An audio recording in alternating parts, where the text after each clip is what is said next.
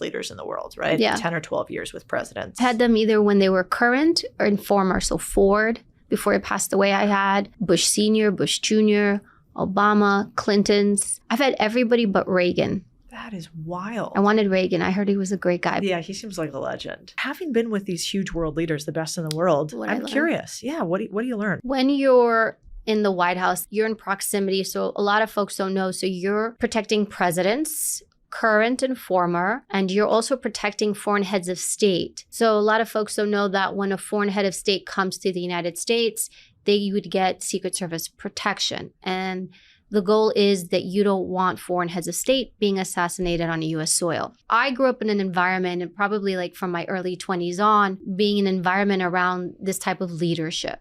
And without me realizing it, I was getting training. One thing I learned was truly resiliency. I mean, you'd be next to a president. I mean, literally, you're standing next to them and the screen's on and it's a network that doesn't like them and is literally just calling them all the names you could think of. And they had to tune that out and either get back up on stage to give a speech or go out there. And you would see it. Or there was one day, and I forget what it was, but where all the Congress members would come to the White House. Mm-hmm. And there was a name for it. It's escaping me. And it was a day where the First Lady and the President would have to greet them and spend the day with them. But there would be the same members also within there that like literally spewed just horrible things about them. And they would have to come and be gracious. And so I really learned how not to engage in conflict unless necessary, or also not even in conflict, but like to decide what was worth engaging in and what's not, and what's just to dismiss, like what doesn't matter.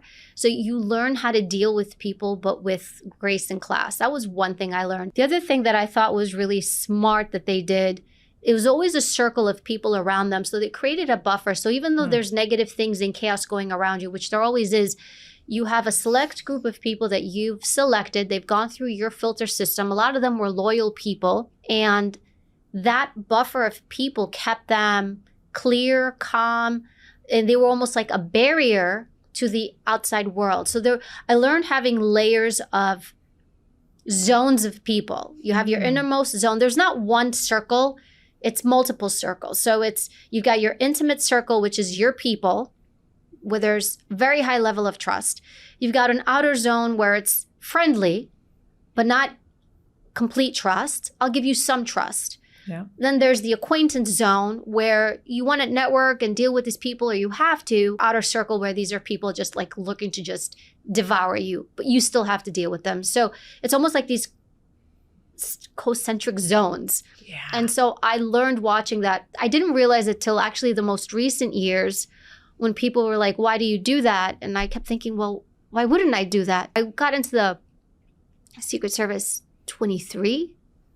So I was exposed to that from a young age and absorbed it. So you learn a lot from the way people carry themselves and you absorb that. So just because I happen to be around them, I absorb those characteristics. It seems like everybody thinks that authenticity and vulnerability and sharing is the best trait one can have. You know, let me share everything. Let me overshare everything. Let me be authentic by sharing everything. We've kind of forgotten that humans can have good intentions and bad intentions, and you have to guard a little bit what you share publicly. And so I love the idea of like, who are your close friends? And you don't have to treat everybody the exact same. You can treat people kindly everywhere, but you don't have to let everybody in. And I've certainly found that being more public now, and I'm sure you have too.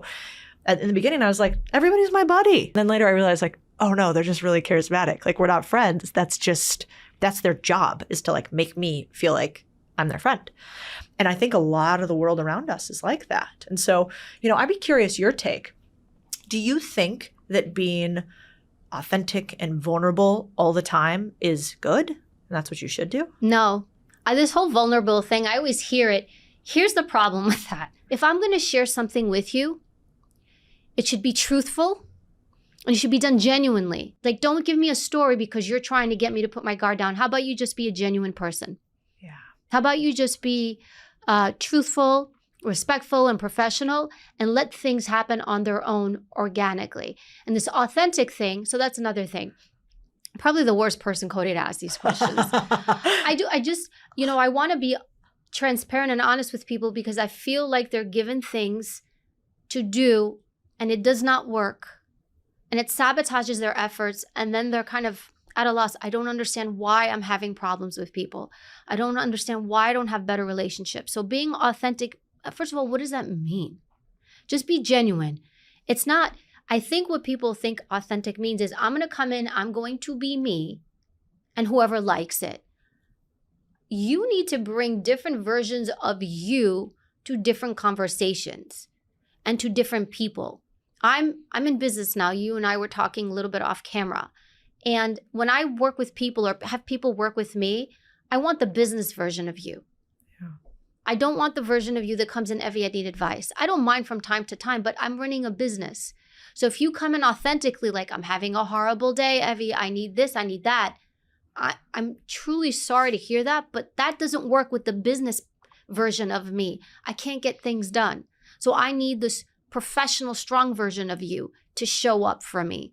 That's where this authentic thing leads people. And I do a lot of keynotes. By mistake, I kind of happened to stumble to doing keynotes for big companies. And I mean like Fortune 100 companies. And I'm putting it out there, everybody, so they know, one of the biggest complaints they have is we're getting people in who have a weak work ethic, who are bringing versions of themselves that is not helping the whole mission of the company, that we're having difficult time keeping people, finding the right people, then bringing people who will blend into our culture and make it strong. And there's this heightened level of weakness that's coming out. I'm also an adjunct professor. I see it with my students. They are shocked when I hold them accountable for an assignment. They are shocked when I won't accept a late assignment. Shocked. And I'm like, why would I accept it? I gave you outlines, I gave you parameters. I made it very clear to you day one during our interview together before you came to my class, because it's like a job interview, whether you should stay in my class or not, what I expect. But they're surprised when I hold them accountable to what I told you I expect. That's wild. I mean, I believe it. Because people say, I expect this of you, but then I do this. So then what we do is we groom people. I may tell you I want this from you, but my behavior says, okay, I know the syllabus says, don't hand this late. And that I won't accept it. And, I know I told you on the first day that don't bother handing in a late assignment. But then when you do come to me with a late assignment, then I break and I'm like, okay, give it to me. I'm the problem. Yeah. I'm the problem. And I'm also not guiding you for the outside world to be your best. I think I heard you say somewhere, and I really liked it, that, a boundary is something that you actually hold. Otherwise, you're just talking. And I love this. It's like in this world, if you don't keep your promises to yourself, and if you don't keep the promises that you say you will out loud to another, that's probably the worst promise you could break, Well, you get mad at yourself too. Yeah. And that's when people walk all over you. And it's a common thing. People come to me, this person keeps doing this to me. And I'm always like, you realize you play a role. It's not I'm not being mean. It's like, and I'm not blaming you. It's like, you have to always be like, what am I doing that's causing this? Every time I struggle with something or someone, I always go back in, okay, what am I doing that's helping contribute to this circumstance, to this situation, to this environment? So I may not be the whole solution because it's always 50%, 50% me, 50% you, but I'm going to manage my 50. Yeah. And I have to be honest with myself. In US culture, we minimize the things we do wrong. I'm an adjunct professor in psychology, so I'll share a little bit of like what I've learned from the different cultures, where if you look at an Asian culture, they're very much more about community and doing the right things for the whole community. And if they do something wrong, they will look at what did I do wrong and how can I change this? They're a little bit more honest. In US culture, Western culture, we minimize our shortfalls. We like to minimize them. And so you want to find a balance. Like you don't want to beat yourself up because I don't think that is healthy. But I think we've gone to a point where we're so extreme. It's not my fault. It's this thing's fault. It's that thing's fault. And again, you can do that. It doesn't serve you. And I think it creates problems for you and struggles for you that you help to cultivate. Yeah. So what would the solution be for somebody who maybe says, I'm typically a victim and, this keeps happening to me. I keep having this. I wish it would change. What are the words you tell them? You say, sit down, do X, Y, and Z. You say, keep your promises to yourself. What is the tactical next move to break that habit of blaming everybody else? Well, the first move is to stop saying that to yourself. It's the words you feed your mind. It's like you're feeding it to your mind. Just, I'm not a victim. I've never used that word in my life. And I, like everybody else, have gone through my share of difficulties and hardships. And again, it varies. What bad thing I go through varies compared to other people. Like my bad thing may be very bad for me, but for somebody else it's like, meh, right? Or vice versa. But change the way you talk to yourself. So this, I'm a victim, get rid of that. No, you're not. You're nobody's prey. You're nobody's prey. I am nobody's prey. Change that tone in your head. It always starts first with the way you speak to yourself and the way you groom your mind to think of yourself. One of the things that helped me a lot is I learned to read people well. So now you would say to me, well, you have an unfair training and you are an interviewer, investigator. You don't need all that. You really just need to be less talkative. If you struggle with people a lot and they take advantage of you, stop talking a lot. So there's a couple of reasons why. One reason is I want you to gather intelligence. You got to think of it like you're an intel gatherer. So when you're talking, you're not gathering anything. You're gathering zero. So you want to get good read on them. Let them reveal. Give people space to reveal themselves. So that's one. So now I'm reading you and getting you. I always reflect back. I'm like a mirror. Tell me about that. Oh, no kidding. Tell me about you, especially if I'm in the dark with something. So that's one. The other thing is when you're talking, it's very hard to read people. It's a high cognitive load. So the more quiet you can be, the better you're going to be at picking up cues. And even though you can't articulate what that person did that you don't like, you feel it. You feel it. Just the other day, somebody was telling me about something about someone else. And they're like, I just don't feel right with this person.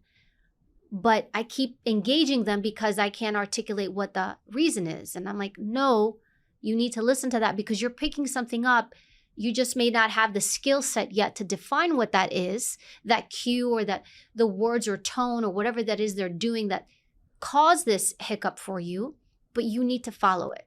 Yeah. Lighten your load. When you go quiet, it's a lower cognitive load. That's why when we did interviews, I was a polygraph examiner with the U.S. Secret Service. I never did criminal interviews alone. Never. I always had a partner. And here's why.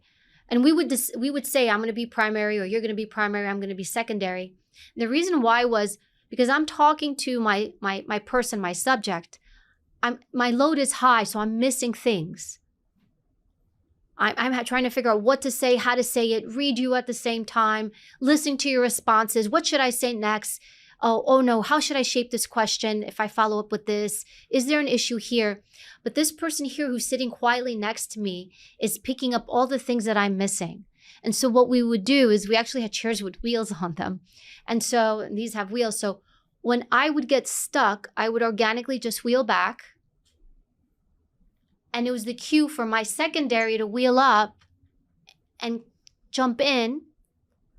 And then they would pick up all the things that I missed. And they would say, earlier on, you mentioned this. Could you tell me a little bit about that? That's why being quiet is so powerful. It lightens your load. So if a person feels very overwhelmed or they feel that they're being kind of taken for a ride over and over again, go quiet and really let people reveal themselves. And then the other thing is don't crush so hard. When you meet someone and let's say you really like them, just don't go all the way in. Mm-hmm. Don't crush so hard and don't chase the like. We like it when people like us, right? You get the dopamine hit. Who doesn't want to be liked?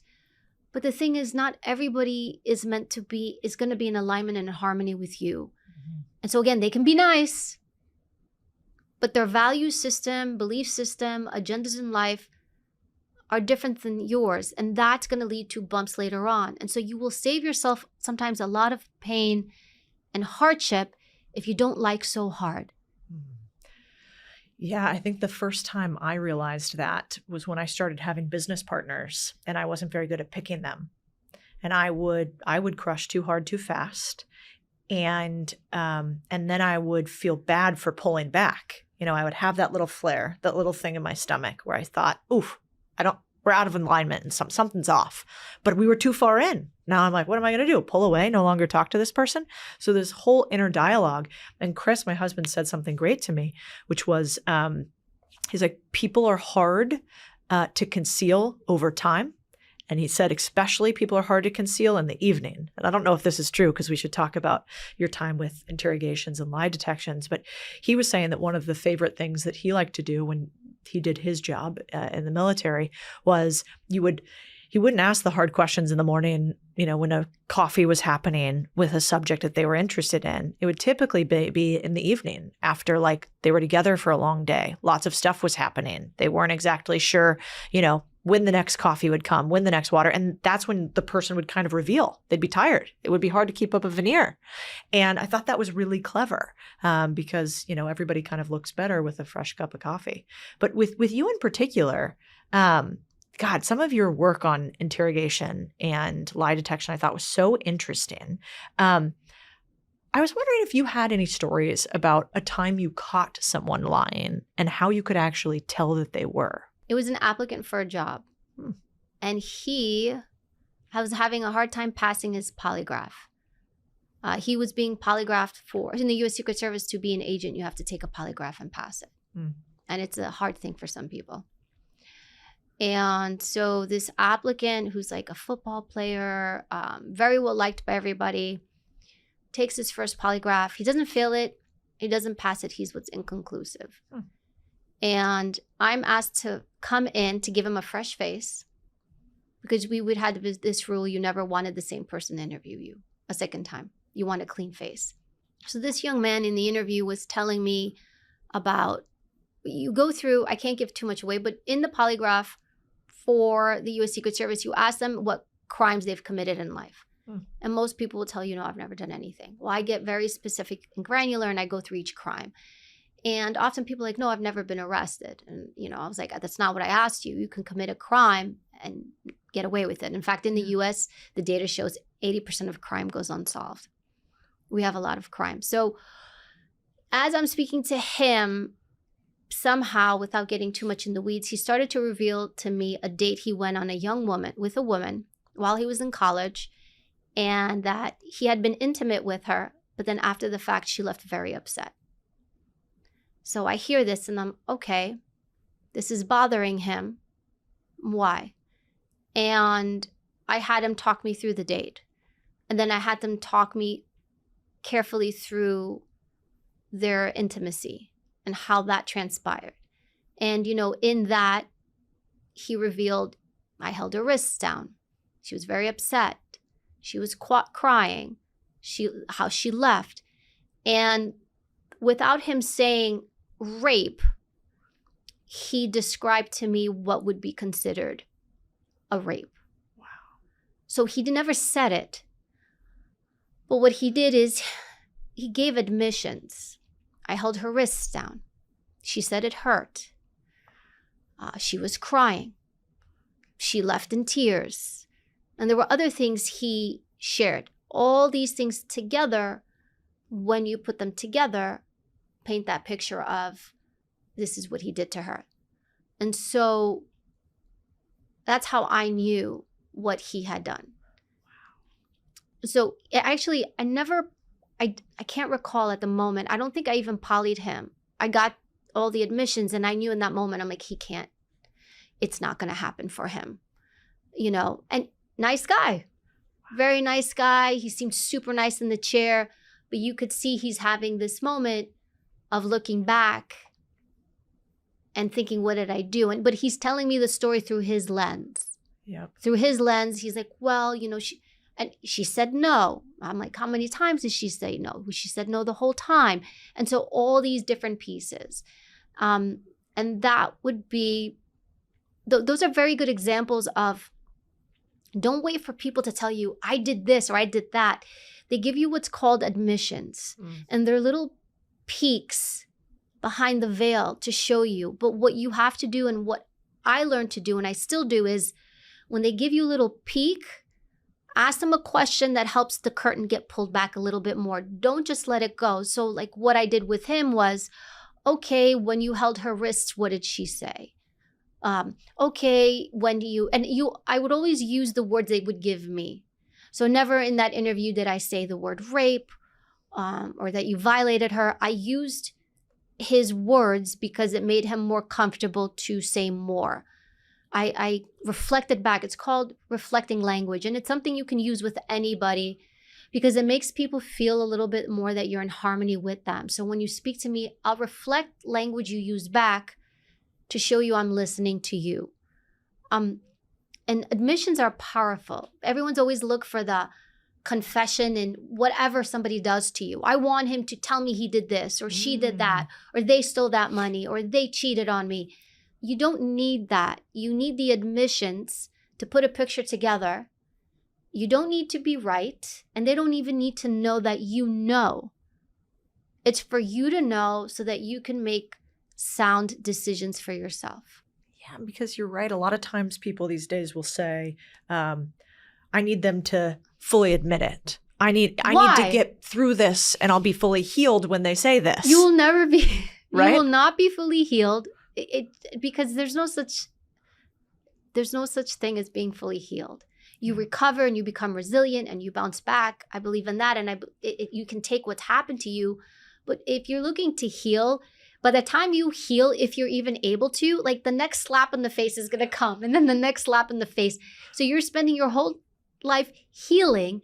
It's just going to be, life is a revolving door of just people that are going to come in your life, and some of them are going to be knuckleheads, and they're just going to like hit you and crush you, knock you down, and you just have to become resilient and push back. So I think people also, this whole heal thing, it's not fair to people because I also know a lot of people that think something's wrong with me because I can't fully heal from what happened to me. And sometimes the stories are so egregious where I'm like, how could you ever fully heal from that? I appreciate the obstacles that I've gone through.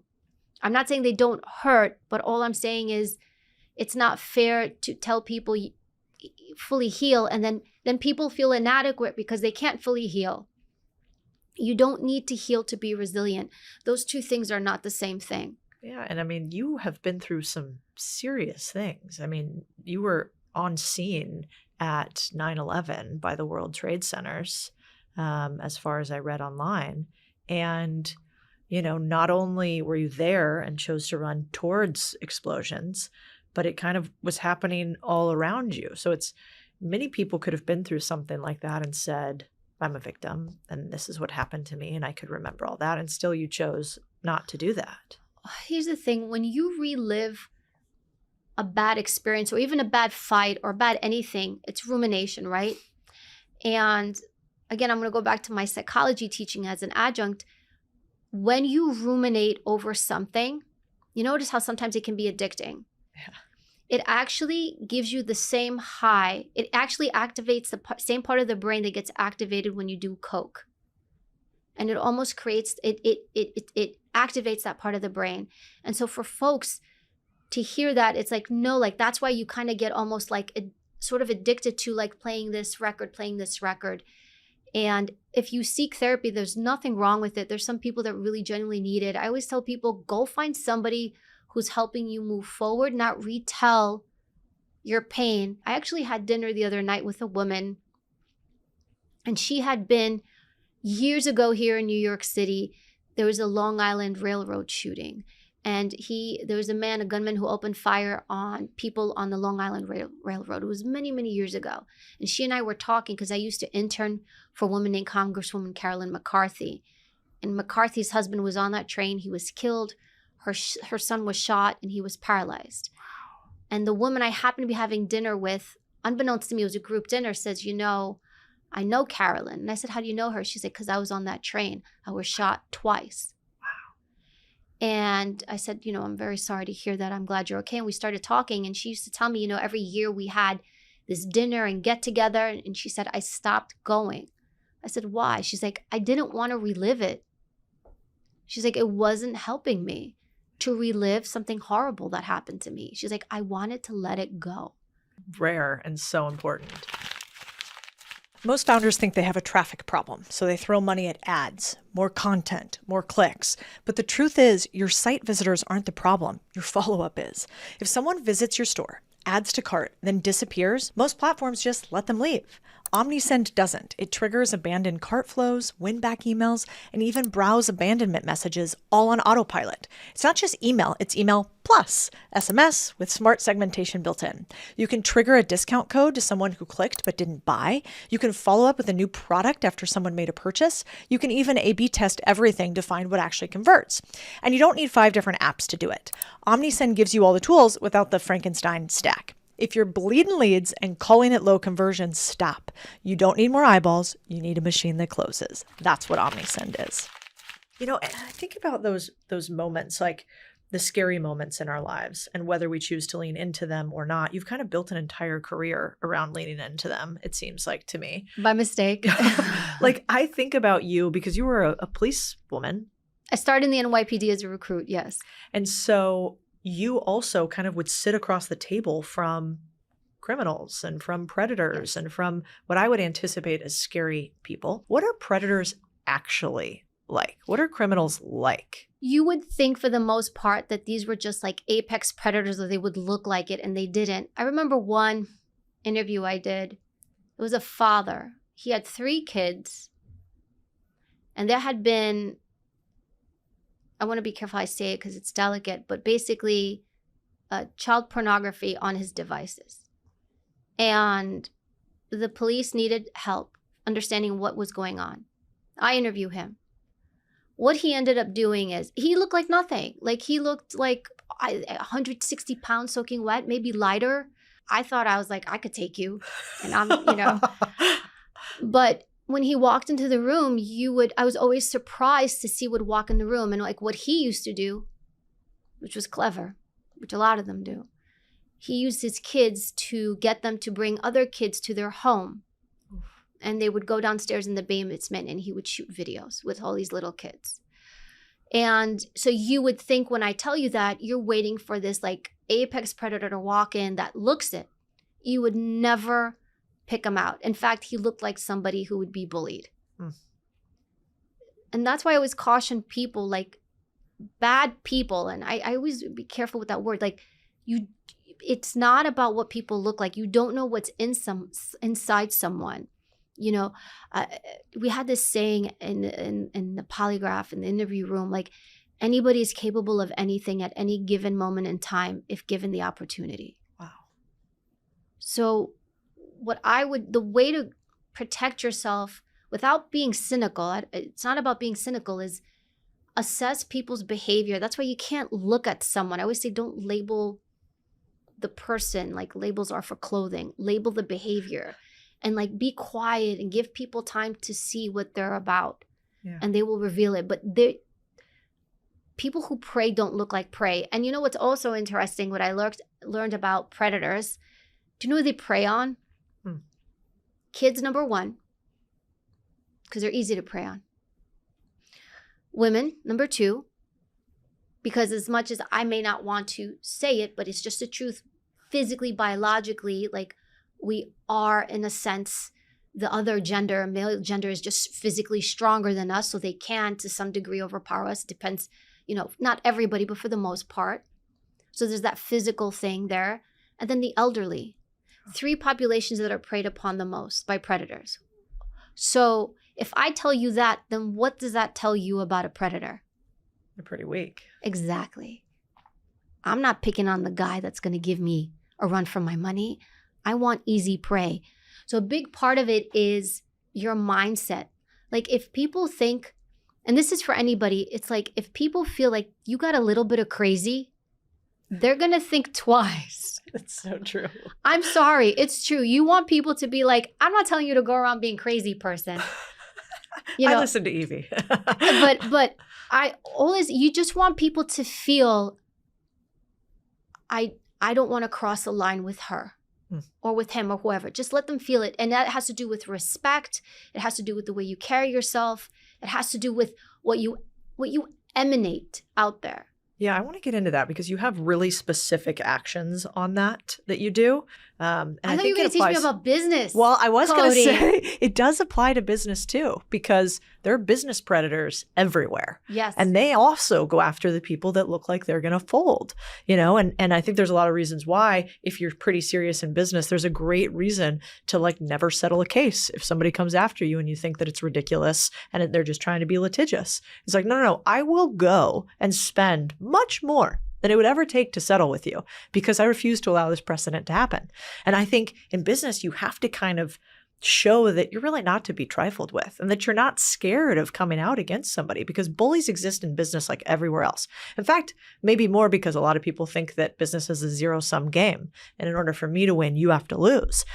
And so those people can be a whole different type of predator. And if you come out and, and to be fair, it happens a little bit more to women, I think, than men, because they don't, a lot of times I have a couple guys who are very public and big public figures too. And, the things that come after them are slightly less than they do me. And so I have had to, in some ways, come out and really sort of establish myself and say, like, I'm not going to tolerate that. You're using my IP. That's infringement. That's libel. This is your chance to have a lawsuit. I don't care if you post it online about it. It's no problem. And so it's unemotional, but it's like, I think I've gotten comfortable enough with it by this idea of like some form of, not that they're bad people, but just justice in the instance. Like if I can handle going after somebody that is operating in a bad manner or in bad faith, and I have enough money and I have enough like capacity to deal with it, but I don't, just because I don't want to, then they are going to go after the next version of the child, the elderly, the woman. They're going to go after somebody who's like an easier target next. And so I do think, like, as a good business person, you have like some responsibility to be like, no, I'm going to bury you if you act like that, because we don't allow that in society. There are like repercussions to negative actions. And that's like why we have the society we have. But the part that I was curious about for you is I read somewhere about a study that talked about the way that predators choose their prey. And I thought it was so applicable for probably how business predators prey too. Do you remember that study about? Yeah, there's multiple studies, but Okay. essentially like anybody who picks prey or even targets, they look at the person, they look who can go easy, they look for opportunity. Mm-hmm. And if you give them a suitable target, I have to have a suitable target to prey. Yeah. If I don't have a suitable target, I'm not going to take it. So you want to think about that, like, am I giving you a suitable target? Mm-hmm. So I can negotiate with you, but in the back of my mind, I'm not a suitable target. So I want to make sure that person feels I'm not a suitable target. And I'm with you. I don't really go after, I'm busy, right? I got things going on. Yeah. But there may have been like a couple of times where somebody may have crossed into my lane where I'm like, no, that's wrong on principle. And I'm going to make sure you know it. Yeah. And so even in business. And I agree with you because it's like, no, a hard no. You think you can't do this and think twice. People afraid, when they think you're not going to bite back, it's a lot of times we think like, if I just mitigate and just leave it alone, I can control the monster or I can control this person. No, like when you know somebody is like not good, the more you pull back, the more dominant they become. You create more space for them to fill. Mm-hmm. So I do think there's strategy in avoiding conflict. But when you create dynamics where you give this person so much space to kind of dominate over you, and then you have to be careful because it can happen incrementally and over time, and then you're in this really subservient role and you're thinking, how did I get here? And now you can't get out from under it. And business is like that. Just because there are the behaviors that people may have in crime doesn't mean I have to be a criminal to hurt and prey on people. Yeah. I can manifest that in business. It's a power trip. Mm-hmm. It's a power trip, like serial killers or serial rapists or people that do that stuff. It's a power trip. Mm-hmm. They do it because I want power over you. So in business, I hear it all the time when I speak at companies, when they bring me in, I can't tell you, especially afterward, people will come to me and say, I have this boss, or I have this client, or I have this, and they're being bullied. Yeah. How do I handle it? Tell me what to do. And a big part of the issue that they have is you've created a system around you where you're waiting for these folks to not behave this way because they shouldn't behave this way, because you think it's wrong. And I get you think it's wrong, but they don't think that they're wrong. They think, what? I'm being like a boss. I'm being this. I'm being like, this is the way it's done. Change the dynamic and system around you so that people aren't crossing over into you. But it becomes hard. It's a hard thing to undo. Like if you're in a business environment, you've been there for years and people have just been crushing you and dominating you. I don't mean to be negative, but there's almost no way to fix that. You have to leave and go somewhere else and start anew and start from the beginning. Because once you set the tone for people on how to treat you, it's done. It's so done. That's fascinating. So let's say that person who has been sort of beat up and dominated at work goes to a new place and it's their first day and it's in their first meeting in the business. How do they show up like physically and verbally so that people take them more seriously and like put a little respect on their name? Don't talk a lot in that first meeting. Say nothing. Half the meetings I go to, I say nothing. You don't need to talk. Nobody cares. Like, unless you have something of value to say, you don't need to say anything. Mm-hmm. Hi, I'm Evie. Thank you for having me here. I'm done. So unless you're contributing, don't talk. Show up. Be serious. Dark colors. I'm not being funny. Just wear dark colors. Wear a suit jacket. If they're not, I did something with my husband because he just retired from the Secret Service and Homeland Security. We were doing an event where he was I'm like, come speak with me. He's like, oh, okay. And everybody there at this event was dressed down. And he's like, oh, I don't need to dress up. I said, no, you're going to wear a suit. And I don't point at him when I do this. I'm like, no, I want you to wear a suit. And no one's seen you before. And you're going to be on that stage and I want you to own it. And the fact that you chose to wear a suit shows everybody I respect you and honor you. And I showed up in a suit when everybody else is dressed down. Mm. It also says something very powerful about you. And sure enough, afterward, he's like, you were so right to make me wear that suit. So I just want you to think, what presence do I bring? And what am I trying to emanate? Dark colors. And for ladies, I'm sorry, drop the pinks, drop the yellows, I like light colors, but what message am I trying to bring? You know, the day you're showing up is not the day to try that new blue eyeshadow. I want to be honest with people, because when you show up authentically and then you're scratching your head, why didn't anyone respect me? It's bring that version of you. When I was an agent, I hardly ever wore my hair down. Hardly ever. Now I noticed that about you in videos. A lot of times it's up.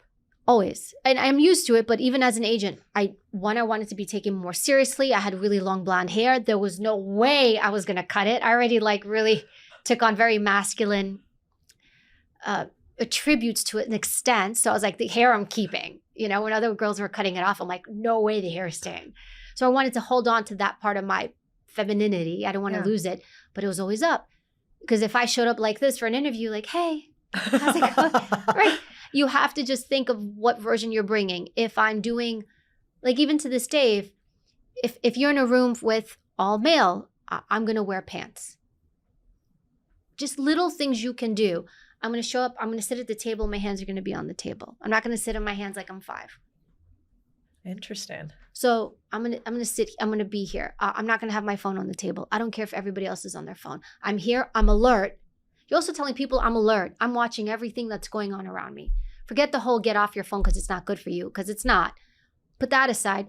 I'm here. I see you and I see you and I see you. My head's on a swivel. I know what's going on. I'm paying attention. You just set the tone. This lady knows what's going on around her, or guy. It's a really good point, because you're also very pretty. And I think— Thank you, Cody. Yeah, totally. And I think, you know, when I was younger and starting out, I did the cut my hair thing, which is a terrible mistake for me, but wasn't a good look. But I cut it really short because I thought that I wouldn't be taken seriously. I was kind of cute, you know, whatever, little Latina. And I did get taken more seriously because of that, because immediately, whether we want to admit it or not, good looking and I like makeup, you like makeup, and our hair looks nice, and we wear a certain thing, there's an immediate trigger and judgment. And then at some point you get to become enough of a pro that you almost have to go the opposite way. Like, I don't know if you've ever found this, but I now find that I dress a little bit more feminine now than I ever have before, because I come in like a fucking freight train half the time on the internet, and it's intimidating. It's not relatable. And so I'm almost opposite that. Well, the thing with social media and the internet, people know who you are now before they actually meet you. Yeah. So they already have an impression of you. And that's where people also need to be careful. The first time they meet you nowadays is not in person. It's on the internet. So watch what you post. Yeah, that's a Just good point. watch what you post, watch what you share. But I do agree with you. So you have that ability now because you've built yourself to that point to show up a little more how you want to show up. When I first started doing the news, you brought up to bring up the hair thing again. One of the things I was told was to cut my hair, because so I could be taken a little bit more seriously when I did the news. And there was a window where I did it, not too much. I did it a little bit. Then I started pulling it back. And then I just was like, I gave up so much I don't want to say it, but as a woman, I let go of so many things when I was an agent. And like my hair thing is just a psychological thing where I'm like, I'm not losing the hair, I'm not losing the makeup. Yeah. I remember one day I was at the White House and we were in what they call the down room. And it was like the morning shift where you start at 5 a.m. I would wake up at 3 a.m. I'd pull my hair back, but I'd wear a nice suit. I'd do my makeup. And I still wanted to hold on to a part of me. And I remember one day, one other female agent walked in that morning. It was like 5, 6 a.m. I can't remember. She's like, why do you bother? She's like, why do you do that? Like, why do you bother? I remember looking at her. I'm like, well, I bother for me. And if I can't look my best in the White House, where am I going to look my best? That's so true. You're like, there's one spot.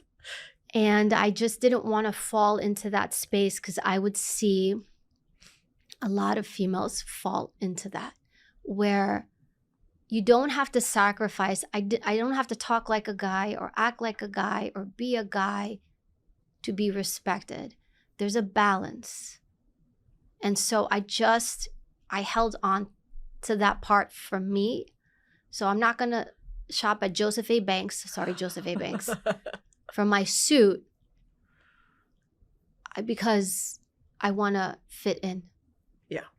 Yeah, you got to draw a line somewhere. But I do think like the more you're a pro, the more you get to draw that line. So if you feel like you can't be authentically yourself to come to a job yet, and that is somehow important to you, that you can wear whatever you want, do whatever you want, get better, because the better you are, the more you get away with. Well, bring your authentic business self. Yeah, exactly. Do you know what I mean? Bring your authentic business self to the job.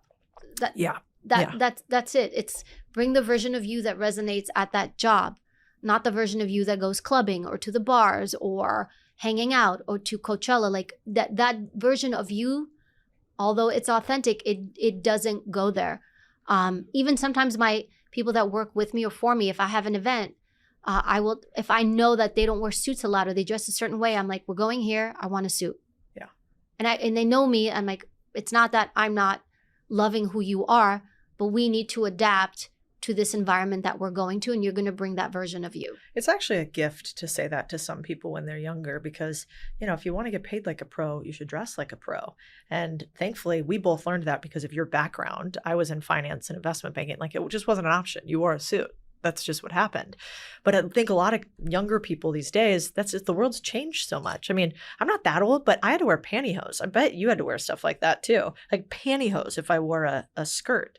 And now, like I was in my office the other day and there were like two people with like 6-inch crop tops, like belly buttons showing. And I was like, not today. Not today. Like, listen, we have people come in the office. You got a great looking 6-pack, but like, it's not for here. It's just not appropriate. Like, unless you want my husband coming in a, crop top, and nobody wants to see that hairy, like it's not necessary. But it's also, here's the thing, it's also an extension of you, Codie. Yeah. So if I hire you and you work for me, you're an extension of me, of my brand, of who I am, my ethos. Like you are by proximity tied to me. And so I want the version of you that works best with the brand and culture that I'm trying to create. And if it's not that, then I appreciate your authenticity, but that's not, when you do that, you make it about yourself. So what you're also saying is, I'm not a team player. I just care about me, and I dress for me, and I do me, and whoever likes me. And again, you can do that, but you will be isolating yourself from opportunities and from people wanting to bring you in. Like, you want to be adaptable. You know what the key to being powerful in life is? And survival? Be adaptable. I can adapt. You throw me anywhere, I will adapt. I will morph. I will blend. I will do. It's still the genuine part of me, but I'm adapting. When I went to Coachella, I looked like I was supposed to be in Coachella when I was in the Secret Service. When I went to... You went to Coachella with the Secret Service? I went when I was protecting Barbara Bush, which is George Bush's daughter. So I was her assistant detail leader. So I was the person who traveled with her, and I had a team. And so with her, the big thing was, because people didn't recognize her. When she was with Jenna, they were together. They knew the Bush twins. But when she was alone, you couldn't really tell. So to not draw attention to her, we would blend in. So if I'm going to Coachella, I'm not going to show up in my sunglasses and a suit, because right then and there, I'm drawing attention to her. Yep. So I would dress in a way where I was still tactically sound, but I blended in the environment for safety reasons. That's fascinating. I'm just trying to picture a bunch of Secret Service agents. We were at Coachella, and you know what's wild? I think we saw Taylor Swift, and I had no idea who Taylor Swift was. She's like, oh, we're going to go see Taylor Swift. I said, who? She's like, what do you, who? I was like, who's that? She's like, you don't know who that is? We got to find this picture of like all the hot Secret Service agents at Coachella in outfits. We were backstage. I had no idea who Miss Swift was. And apparently my protectee was good friends with her. And so, but still I'm like, wait, we got to be careful. She's like, it's Taylor. I'm like, I don't care. I don't know the people around this person. You start frisking Taylor Swift. That would have been good. So, actually, I've magged quite a few celebrities. I didn't. What does mag mean? Magged. So I would run magnetometers over them. Oh, like a and metal I would detector. search them. Yeah, I didn't care. Yeah, I didn't care. I don't know who you are, and just because you're somebody out there, it doesn't mean that you're not capable. I mean, you would have people. Yeah, I would come across all sorts of stuff. I'll leave it at that. Yeah. So, well, and at the end of the day, only downside for you. Like, who cares if you have to frisk them? I did my job. I don't. My goal was to protect, and it's probably the most powerful person in the world, or the people around them, and so I was very thorough. Yeah. God, it must Nicely be so thorough. Annoying how many questions you get asked about this, because I am restraining myself. But do people just ask you the weirdest things about your time in the Secret Service? They do. When I was an agent, I would lie to people. I never told people what I did. I didn't want to ask questions. What was your go-to? I would go to was a hairdresser. And the reason was because my mother was a hairdresser. So I grew up around it. So you could talk the talk. I knew what it was. I helped her in the salon. Like, I would sweep the hair from the floor. She actually had me shampooing people when I got older. I literally helped. And so I knew how to address people when they ask questions. And when I said that, oh, okay. Just went away. Yeah. And nowadays I answer like to a point, probably like your husband, right? Like, totally. It's hard. You want to share things, and then there's a part of you that there's a humility to it where you don't want to put it out there like that. Like, I share to help. And even if I share stories, I always think I'm not sharing a story to be vulnerable. Yeah.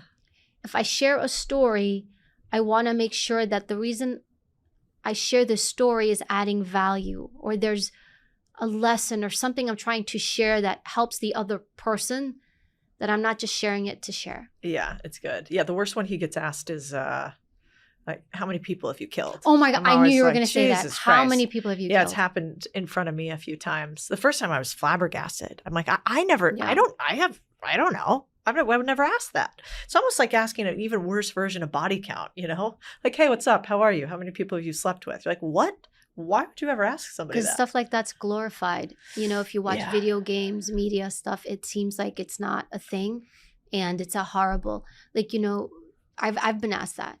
Really? Quite a few times. Like, who have you killed? Have you killed? Probably not to the extent he has. And I'm like, What do you respond?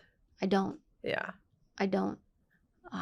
It's just like, it's a it's just a dumb question. Like, I don't mean to call people. It's just a really insensitive thing. Now, I've not been to the theater of war, so I have nowhere near like that type of exposure experience. Yeah. But that's like, to take a human life is like it's just like a horrible, horrible thing. Yeah, of course. And yeah, I mean, people are nuts and will ask all sorts of wild questions. But I do think your change of like, thank God there are people today that are willing to share some of the experiences that they feel comfortable putting forward, because then we get to learn. We get to learn from your experience. Yeah. And when Chris talks about stuff that he likes to bring up, I get to learn. I learn a ton about leadership from him, you know, but the cool thing, and I bet your husband's the same, like I'll hear new stories from him all the time because he doesn't bring it up that much. And he'll be like, yeah, that one time with that Afghan warlord. And I'll be like, No. I've never heard of this before. What are you talking about? But yeah, he's kind of silent. You know, I want to say this. The way you know somebody's really tough or strong, they don't advertise the stuff they've done. The quietest people were the most lethal people. And my husband's like that. Like, he will barely talks about nothing, and like he could break you like nothing. And so he's done so many things. So I always respect and admire. For anybody, you want to know who's tough? It's the guy or gal that doesn't need to tell you how tough they are, because they just are, and they know it. And they often don't dress like it. Like my husband, if you saw his outfits, I'm like, is this a fourth grader's birthday party? Like, what are we doing today? It's like a tie-dye shirt, corduroy shorts, and like he calls them Jesus sandals. Because he doesn't care. He doesn't. He has nothing to prove, that dude. He doesn't care. Yeah. And it kind of goes back to that thing. Like, the better you are, the more things you can get away with, and the less you got to project. And so, like, if you don't like where you are today, just keep trying to be better. And then I do feel like you get to assert your will on the world a lot more, you know? And like, one of the other things that I think is really interesting about you, and then I have another friend who has, like, I don't know if I would call it similar background, but Chris Voss, who is in the FBI. And what I always find interesting with Chris is his intonation and how he uses his voice. But I had never met another woman who had done, because I can't mimic Chris Voss. He's got this crazy, you know, baritone voice. Mm-hmm. But you have a lot of lessons that you've learned about, like, how do you communicate in order to be respected as a woman? And how does your voice change matter in the way that you respect? I know there's a word for it, but I can't remember what it is. The term is called paralinguistics. So it's what you sound like when you speak. And it's actually truly for both men and women, because some men have high voices. There's a couple of things. So some people organically have a stronger tone, and men typically have a deeper tone. For women, you just want to find your truest, genuine, deepest tone. You know, hi, I'm Evie. Hi, I'm Evie.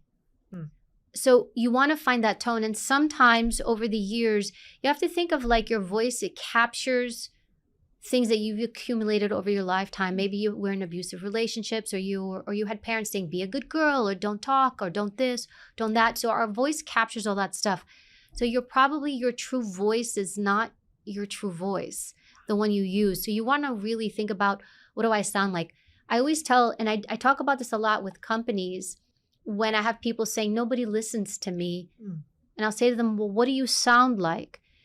The majority of communication is not what you say, it's what they hear. So listen to your voice. I was lucky in that when I would conduct interviews, I would have to record myself, so I would hear my voice. And then when I left and I began doing the news, I had to watch myself and hear myself, which is really messes with you. And I even had to step up my game even more. And I actually took voice and speech classes at an acting school. People ask me, what do I do for my voice? And I tell them, hands down, go to acting school, take a voice and speech class. One, they'll teach you to use your voice. They teach you to project your voice. And then they put you in front of other people, and you have to take on roles where you have to use energy and do it in front of other people. And it's a great way to build your confidence.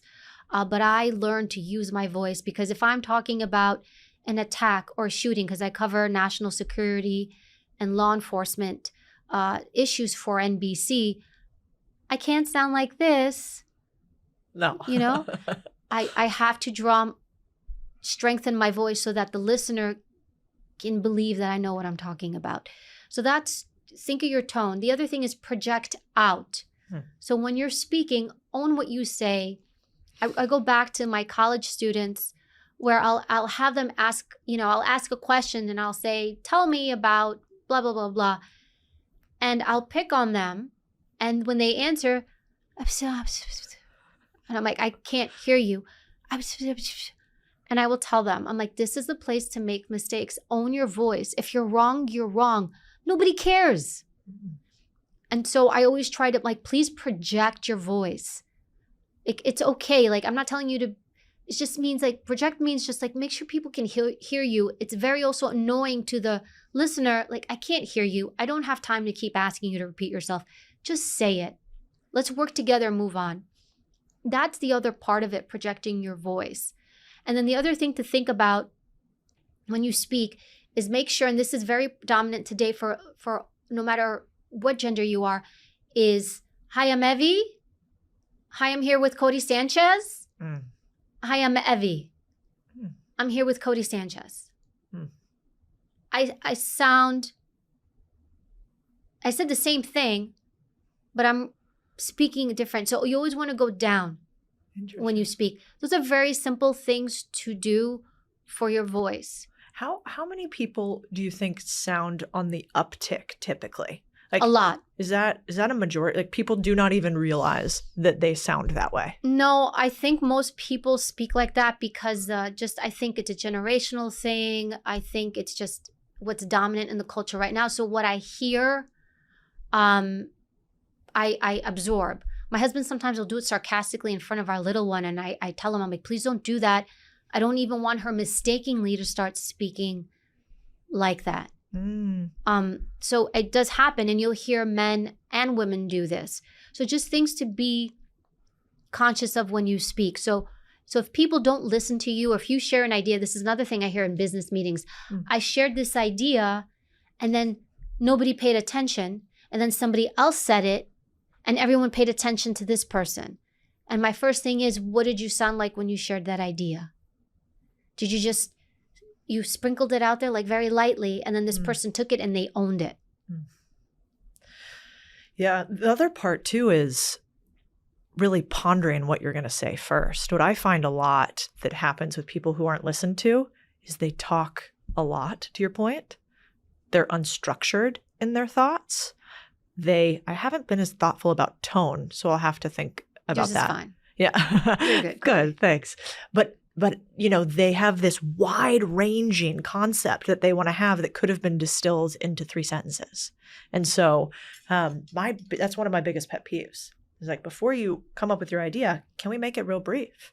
Hey, I think that we should start a podcast, and I think that we should have a former Secret Service member on it. What do you think about that? Who should we choose? As opposed to yesterday I was thinking about the fact that we might want to have a podcast with somebody from the Secret Service because they're super in the news right now, and maybe what we would do, and you're like, fucking, that's too much. I'm already bored. And so land the plane. Yeah, land the plane. There's actually there's science that shows the more verbose you are, the more words you use when you speak, the less credible you appear. So when you can get to your point with less words, you actually appear more credible. So do a lot of companies hire you then to teach their teams how to do this too? No, I don't do it. I could, I suppose, but I'll do keynotes. Yeah. So I get asked to go to big companies and I'll give a keynote. I don't have between doing the news and all the different things I do. Yeah. You could do training, I suppose. I do get asked, yes. I get asked, can you come train our people? And maybe business-wise, Codie, you could give me some guidance. Just maybe I'll launch that to way. Your keynote, I can learn how to do that because I work with a lot of agents too who you had to master it. A lot of people don't realize we were liaisons more so than anything. So I was a liaison for the US government. So when I would go overseas, I would have to bring my best negotiating skills and speaking skills to deal with foreign governments, which often didn't like you, but you had to really monitor how you spoke. I mean, you were a diplomat. And so you would have to be able to deal with conflict, debate, disagree, and speak well without causing problems where the White House is getting a call and this agent Pompers you sent, she's a disaster. Send me somebody else. Like you didn't want that phone call coming in because you were a hothead or inconsistent or not reliable, or didn't speak well and couldn't negotiate well. Like you were representing the US government when you would travel. So one thing in the US Secret Service, because I've probably dealt with maybe a third of the foreign countries in the world. And so it's a big weight, because if you say or do the wrong thing, you could really hinder international relations. Even though you're looking at it, well, you're coming from a security standpoint. No, I'm representing the US government. So to them, I'm like, I might as well just be hanging out in the White House all day with the president, hanging out like his best buddy, because I represent him and the country. The other thing too is we would have to negotiate and deal a lot with staff, whether it was White House staff, whether it was other congressional staff. And again, your appearance and demeanor matters. You can't just come in like a thug and bully your way, strong your way in. Like you had to really bring a very professional, respectful self. And sometimes you would be dealing with very special personalities, and you had to be very mindful. I never wanted, and to this day, I don't want to give anybody a reason to say she said this, and because she did this or she said that, she's unprofessional. It's like I never wanted to give anybody that gift. It also is like a power play, I imagine, a lot of these negotiations, because yes, it's about security, but it's, oh no, I want the president to come through this way so that all my people can see him. And I want this to happen over here. And actually my flag should be here and his flag should be there. And I imagine all of that is a negotiation where not only do you have to quote unquote win, because you do need to have X happen in order to keep security, but also you can't make them mad. So you have like two bosses there, which is... You can't offend them. You can't make them mad. Like there was a really difficult line to cross. You can't be hot-headed. Sometimes it's as simple as I was at one event in one country. They wanted to have a meeting with the president. And this country shows up to where I'm at. And I'm like, I'm not the decider, but you can't go in. So I call White House staff over and I'm like, hey, this country's here. I'm not going to say what country. Very... trying to find the right word, very intense country in behavior. Every country had their behavior. And I'm like, come here. They want to meet with the president. Come talk to them. So they send this White House staffer who's a very nice, super nice person, but comes in a little bit mouse, like very soft. And they literally, the delegates encircled this White House staff member. And the White House staff member was trying very nicely to say, there's no time for him to meet with you today.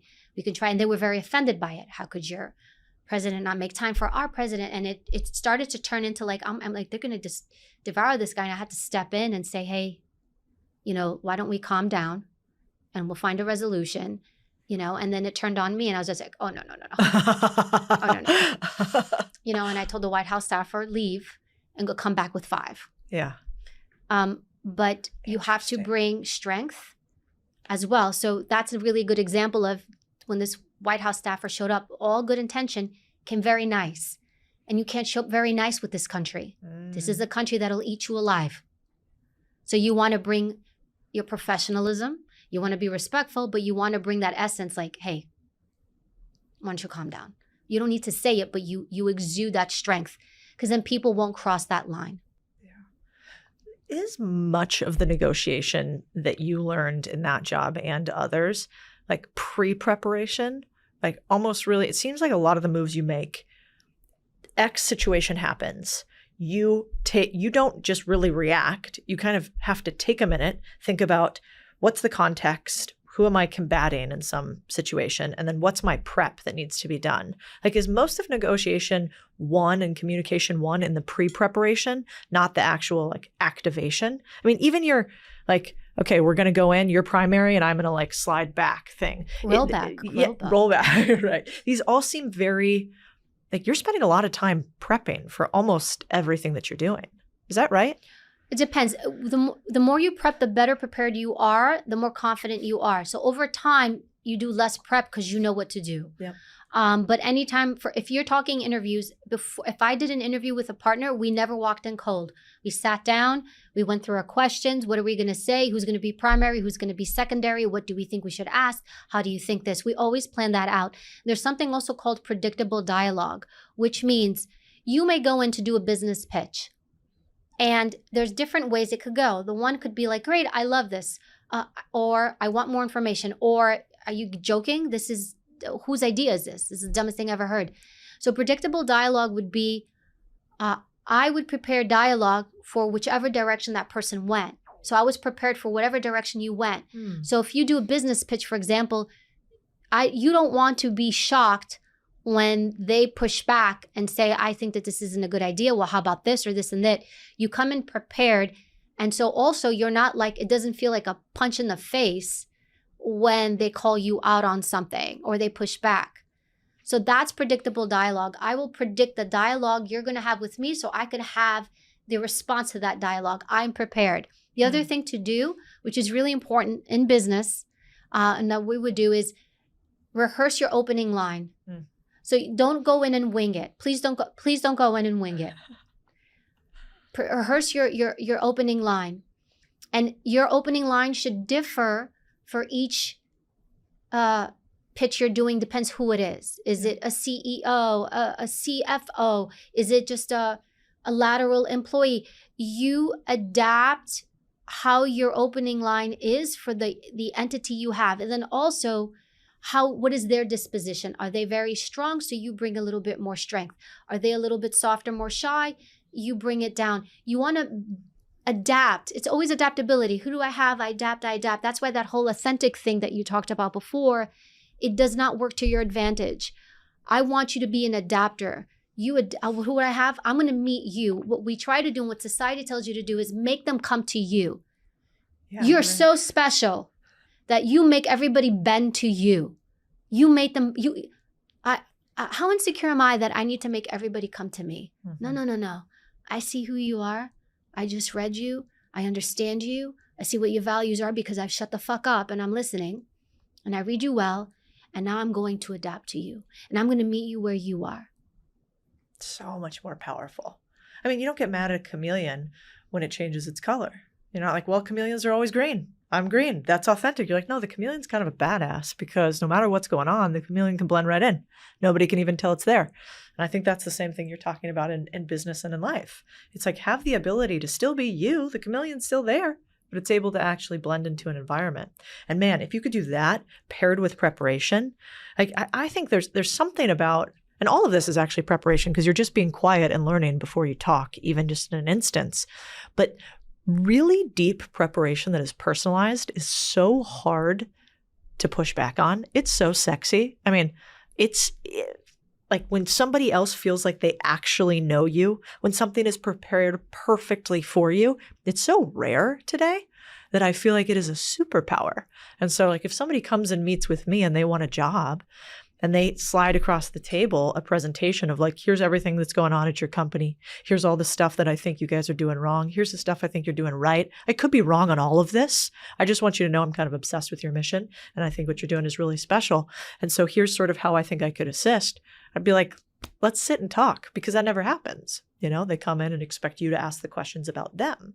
And so it's really interesting. I had never thought about it from your lens before. Well, it's funny you say that. So one woman who works with me now, Stormy, and I never intended to hire her, ever. I wasn't even looking for her. She showed up one day. I just met her through some circumstance, and she showed up one day. She's like, I know who you are. She's like, and she came to talk to me about something else, but on the side, she's like, I just want to give this to you. And she put a whole presentation to me, a whole presentation of something that I didn't know I even needed. It was my stats, how searchable my name was, who followed, all these things that I never thought to ever consider. She showed up, this whole PowerPoint presentation. And I was like, huh. And I was like, let's talk. And from let's talk a little bit more to let's talk a little bit more to now she works with me full time. Yeah. Because she did that. Yeah, it's sexy. And, you know, you don't actually have to be smarter than anybody else. You don't have to be more knowledgeable and experienced. You can't be an idiot and you can't have no knowledge. But like that little ounce of preparation. But what's crazy is I'm sure we'll post this. And what often happens is it finds another side of the internet and people get mad at what they call free work. You know? What is that? Like why would I do all that work for an interview when I don't have the job and nobody's paying me? You can't expect that of me. And then I think of like the stories that you've told about what it took to even try out for the Secret Service. Like you weren't like, you need to pay me for tryouts, right? And you were getting up at like 3 a.m. and go. I mean, what did you have to go through to become a Secret Service agent?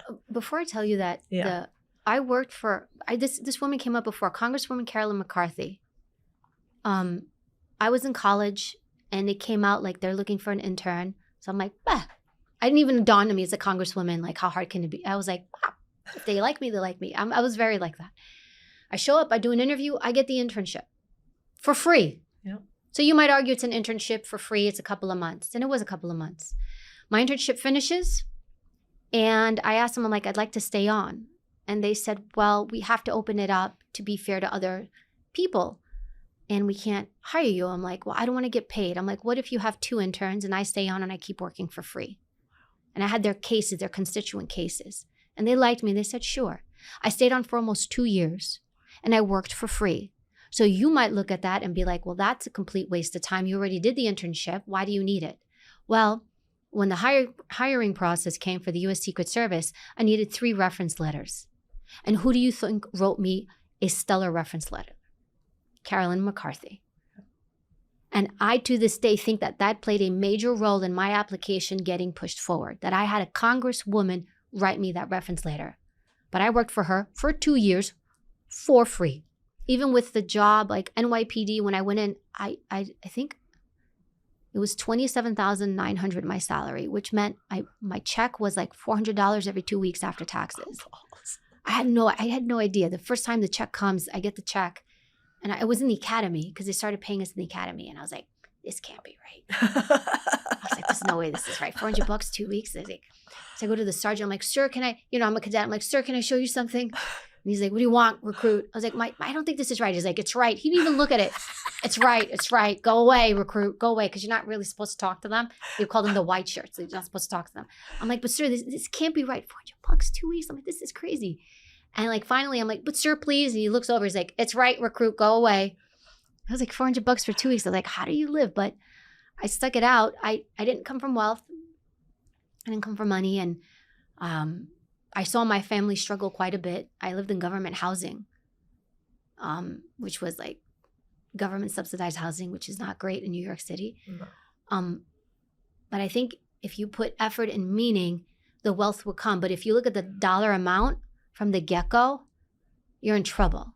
Yeah. In fact, any student that I have that comes to me, because some of my students like know who I was and what I did, and they'll be like, Professor, what does the Secret Service agent make? And as soon as I hear that, I'm like, that job's not for you.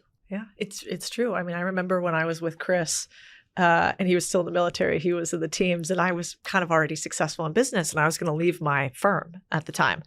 And I was kind of fighting with one of the other partners, and so I was frustrated, and I'm like, I don't know, do I start a new business? Do I get another job? Like, what am I going to do? And he's like, leans over, gives me his hand, and he's like, babe, he's like, I got us. He's like, I'll pay for everything. I was like, dude, you don't know how expensive I am. But that is so fucking cute. And I'm laughing because it's a government military salary. I know. Oh, yeah. I mean, he did not make a lot of money. And also in California, it's expensive there overall. I'm expensive. But he never cared. Like, he has never chased money. Man does not care. I mean, I think he likes some nice stuff now, but back then then also I think that's really cool. Like, a lot of women ask me, like, how do you find a great partner? I'm like, fuck, I don't know. I found one. He's awesome. I don't have any more reps at it than that. But I do think it's really helpful if you're kind of like I chase business and money and meaning that way. I always have. I like the game of business, but he doesn't. And I love that partnership, because when he doesn't, and I do, it means we're not playing the exact same game. So we're not competing with another, which really helps. Okay, I want to end with you. Are you writing another book? Because your last book was a massive bestseller. I'm about halfway through it right now. And it feels to me like Never Splitting the Difference with Chris Voss was one of those books that I come back to continuously. And your book, I didn't realize how much regarding mindset and like you say it in a very strong way. It's not this like woo-woo manifesting mindset bullshit. And so No. are you going to write another one? I'm working on my second one now. Yes. And it's going to be, right, we're working on the title, but 100 Rules of Engagement. And it's just so things to help people navigate and guide their situation. And I never thought I'd be like giving advice to people. Like I actually, again, we're talking off camera. I left the U.S. Secret Service to go into news. I was just going to do news. I was going to be that person to say, hi, we had a shooting. Hi, we had this. Let me break it down for you. Let me do the assessment. I never thought I'd be on stage. I never wanted to. And I just stumbled into it. And when it came to a book, when I had been approached for books in the past, it was all tell-all. Yeah. And I was like, I can't. I was like, I'm not doing that. So a book in my head was really not on the forefront. And then a great literary agent came to me who was like, we want to do books that make the world a better, more just, wiser place. And I said, I'll do a book with you. And so when I wrote Becoming Bulletproof, I mean, I put a lot into it, and everything was about the reader. How do I help? What did I learn that helped me, that can help them? And can it transcend into, the whole point was to help them use these things that I also learn and use, and I saw other great individuals around me use to help them in their life, to negotiate, to read people, to avoid deception, to not get hurt, to recover faster, just all those things. So a lot of time went into Bulletproof. It's like, it just got published, and it's getting published in Turkey now. Love that. And another country, I'm drawing a blank. Slovenia. It's coming out in Slovenia now. So I'm amazed that it's still going, and it's going into these other countries. So I'm humbled by it. So the second book I'm working on again, but again, the meaning is, how does it help other people? And so there was a window of time, which again, by mistake, I began doing mentor sessions because people would write in, Evie, I have this issue. And I was just like, all right, screw it. Let me do some mentor sessions and maybe I can help some people. Because I'm sure you get a lot of messages and DMs, and it's a text or a message. Can you give me advice on this? And you're thinking, one, I don't have time, but two, I don't know enough to give you, I can't give you this blanket advice. I need to know the whole thing. Yeah. So it was around the COVID time, I opened up and started doing some mentor sessions with people in consultations. And that's when I started seeing repetitive patterns that people would fall into, or mistakes they would make, or things they didn't know. And so that's where Rules of Engagement is coming from. So I'm still in the drafting phase. What's like one thing that people should look forward to from that book? Like, what are you like, God, people need to know this? You're not that special, because none of us are. And when you think you're special, your problems and pain and suffering is special, and you can't get through it. And actually, one thing that kept me grounded, even at a young age, when I would do interviews and interrogations, whether it was suspects or victims, or witness, when I would hear what they were exposed to, it made my life like not so bad. My problems not so bad. Like I just was like, who am I to have experienced anything? So that kept me centered and grounded for many, many, many years. But when you think you're really going through it and you're the only one going through it and nobody understands you, that is a horribly isolating place to be. It is going to, the more of an identity person you are, the more you overanalyze yourself and your pain and who screwed you over and how much they screwed you over, the more, the higher your depression is going to be and the higher anxieties you're going to be. And I actually would see that repeatedly when I did consulting or mentors, or even when I get off a stage and I speak. People will come to me, this person did this to me, and they will hold on to it. Like they hold on to it, and it's like, let it go. I'm not telling you to forgive. I am not a forgive person. I will let it go. I'm not letting you in. Oh, no. I learned my lesson the first time. Thank you. Stay all the way over there. But I'm not going to take you and what you did to me and take it with me like the next 7 years down. I'm not going to give you that. And I think one of the things is let it go. Mm-hmm. People hold on to the harm and the negativity and whatever somebody did to them, or that boss screwed me, or this guy let me go, or this person dumped me. And it's like, don't. It poisons you. I can't wait to read this. Evie, thank you so much for being here today. This was so amazing. Hey, crew, this is so cool. The podcast is growing like crazy, and it's only actually because of one thing, you. I don't know if you know this, but the only way the Big Deal Pod grows is when you share it with somebody else. We don't do ads. We don't do pay for play. We don't go on other people's podcasts and talk about it. So if you think there was something helpful here, if we made you money, we made you think about your business or life differently, the most beautiful thing you can do for me is share it. And the most beautiful thing you can do for someone that you care about is to share it with them. Help them grow alongside you. So please share the pod. That's how we grow. And also tag me on anything you share. I love resharing other builders across Instagram, Twitter, and all other platforms. Thank you from the bottom of my heart. You're super important to me.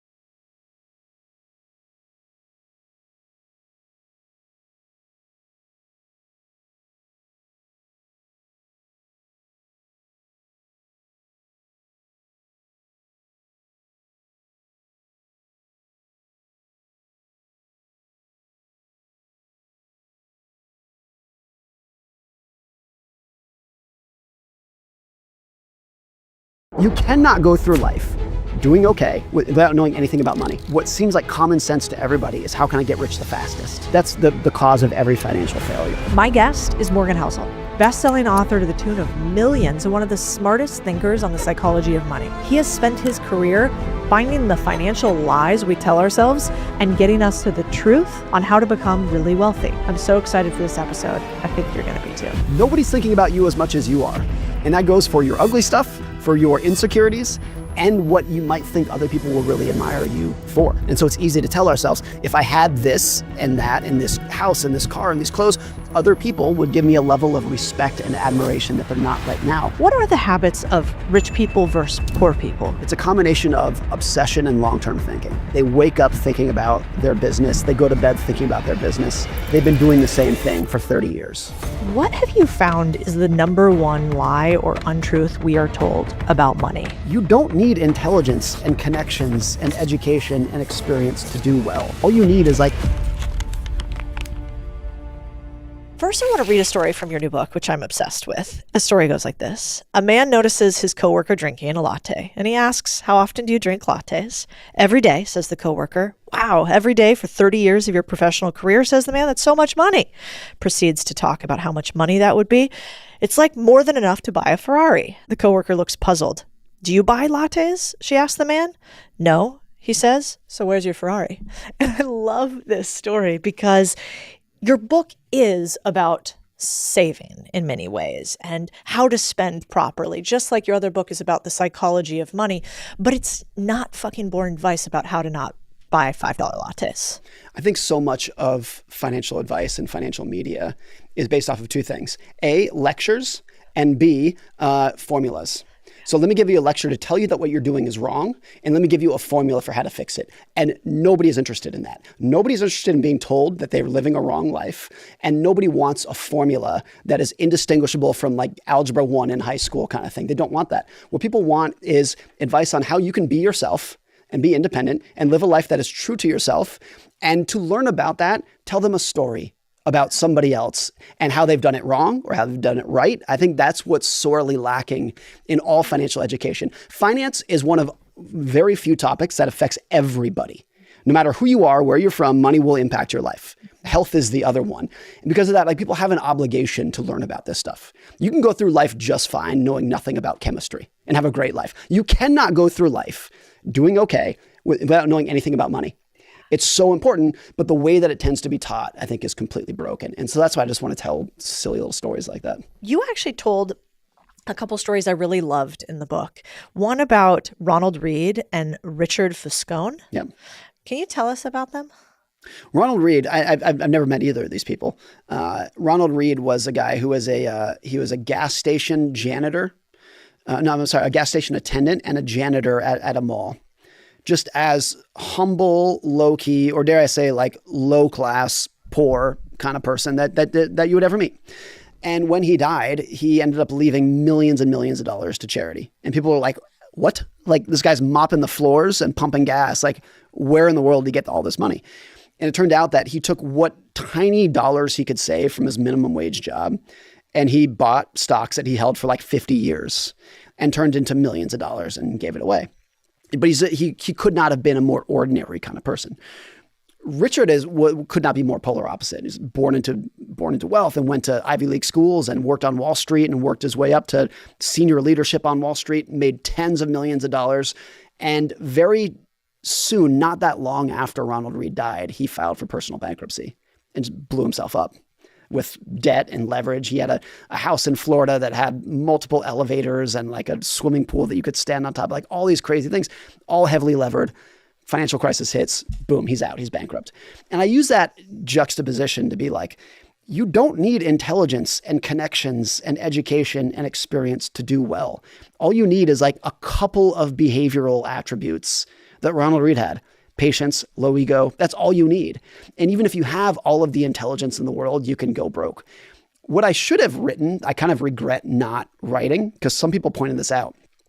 I don't think Ronald Reed is a role model. I think he had such a unique personality that he could have lived a much better life than he did, than living in a trailer. So someone asked after he died, one of his friends, what his hobbies were. And he said the only hobby he can think of was splitting firewood. Kind of thing. So someone who has millions of dollars in the bank and is just living like that, like that's not a role model. I should point that out. But he had the psychological attributes that you need to get wealthy, of just low ego and patience, even if he took it to an extreme that I think was detrimental. And so, and again, there's very few endeavors like that. You will never meet someone who is just an uneducated country bumpkin who can do open heart surgery better than a Harvard cardiologist. That will never happen. It's impossible. But not only does it happen with money, it happens pretty often, where ordinary people with good behavior outperform extremely educated people who don't have control over their emotions. There's so much freedom in that. And realizing that the game is not actually that stacked against you, right, as long as you are willing to put your finger on the scale of patience. Because a lot of people think like, why would I try investing? Like, it's just a rigged game against me. And I think what's closer to the truth is that it's rigged against professionals who have to compete against each other on a 90-day clock. What were your returns last quarter and how do they rank next to your peers? That's what you live and die by. Like the game's rigged against them.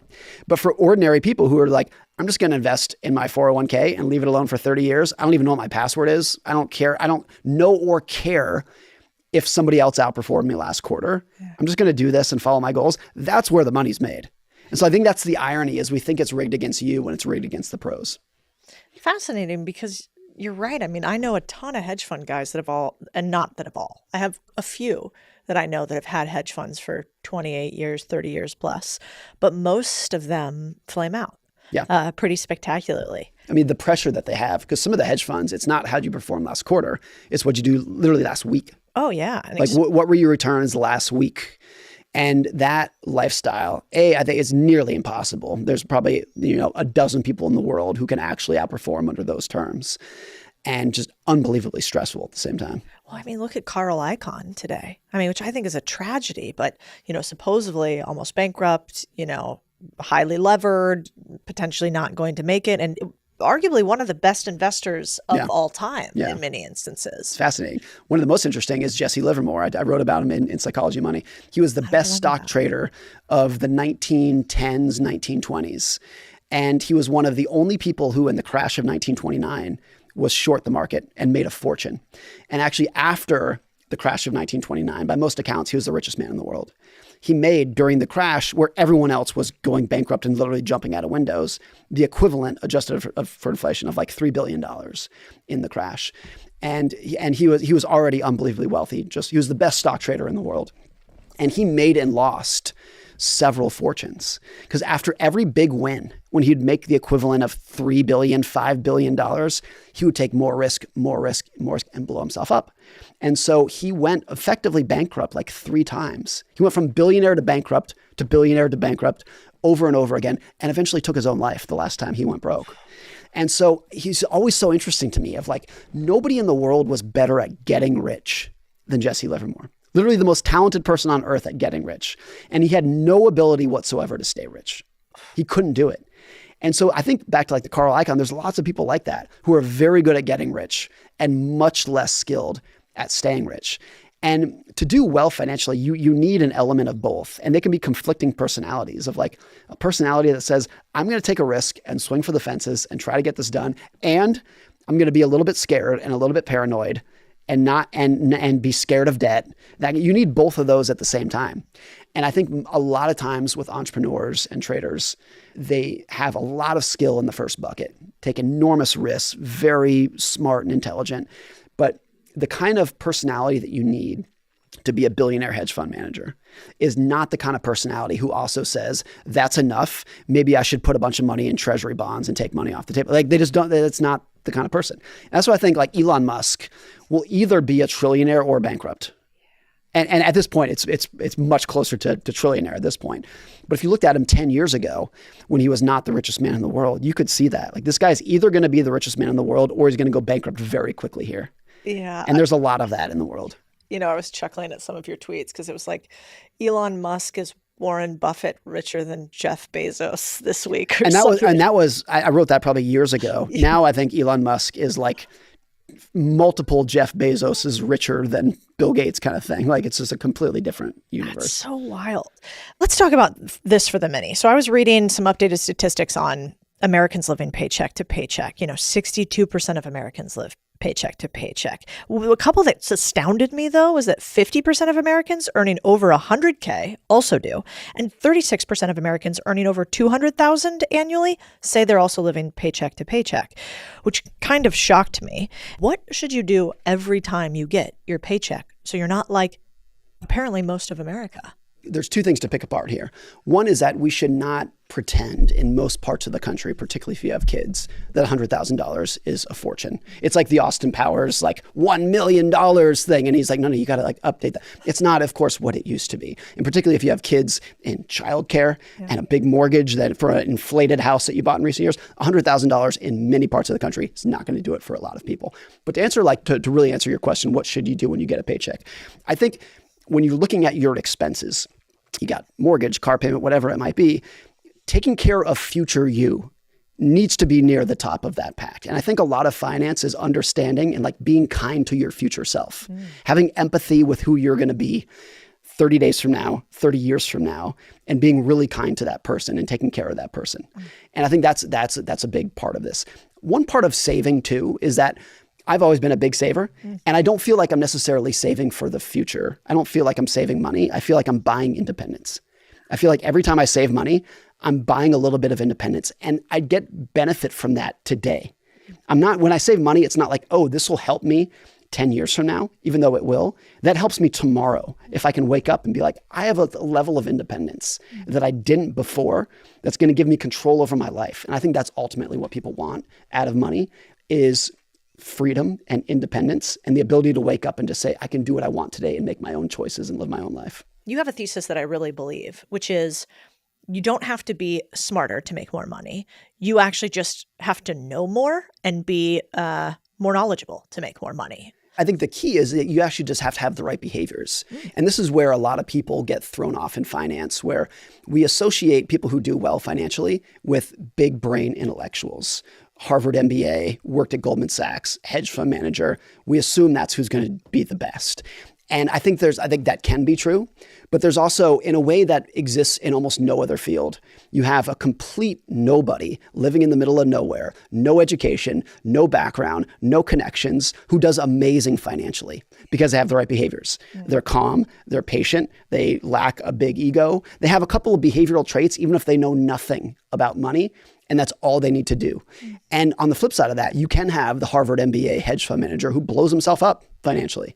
Or even if they don't blow themselves up, they are actually living paycheck to paycheck. They have a lot of financial sophistication, but they have no control over their behaviors, their sense of greed and ego and patience and long-term thinking. I think you'd be surprised how many Wall Street pros fit that bill of like big brain intellectual, not a lot of the behavioral aspect that actually is needed to do well financially over time. Oh, yeah. I mean, I saw it all the time. When I was on Wall Street, that was the norm. Yeah. You know, I remember one of our sales managers when I was at a company off of Wall Street, actually, at this point, he said a line to me I'll never forget, which is with his sales guys. And so they're selling financial investments to like pensions, sovereign wealth funds, et cetera. And he said, hey, you know, when you go to hire your team, because I was a managing director, he was a managing director, he goes, you always want them to optimize for one thing. I'm like, okay, what? He's like, as many spots in the garage as possible. And I was like, why? That seems sort of irrelevant. He goes, because if you get them hooked on cars, you'll also get them hooked on employment for the rest of their life. Yeah. And I saw it firsthand. It was like, you know, look at my Ferrari, my Lamborghini, my whatever. And then these guys were slaves to the paycheck and used to look at, you know, myself at the time, like a dual income, no kids. I think they called us dinks. And they were like, God, this is so great. You must like not have anything to spend on. I go, well, it's also because I don't give a fuck about like cars and huge houses and all of that stuff. Yeah. But how do you trick yourself into that? Because I think society tricks us into believing I can spend so that other people will like me or so that I can show off to other people. Do you have a trick to like that you use every day where you go, no, I actually trick my brain into thinking that saving and spending wisely is better? I think it's a healthy, selfish motivation with money to say like, I want my money to benefit and be a tool for happiness for myself and my immediate family.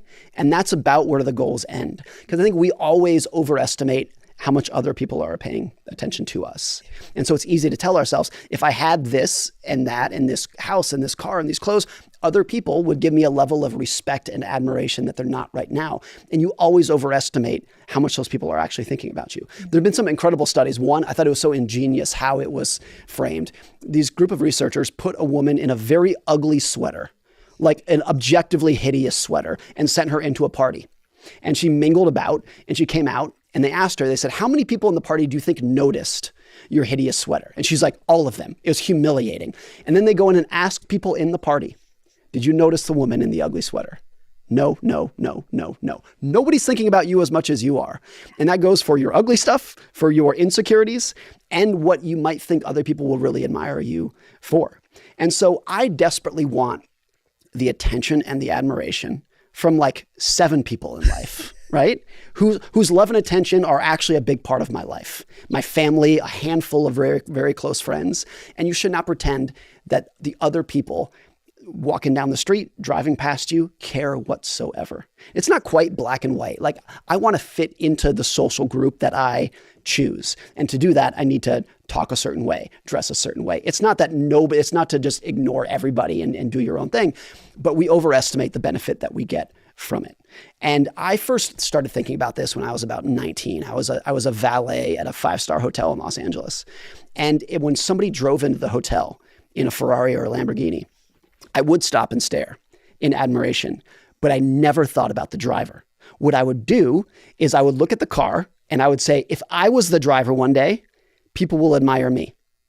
But I didn't care about the actual driver. And one day I was like, don't you see the irony here? Like nobody cares about the driver, but they want to be the driver because then they think people will care about them.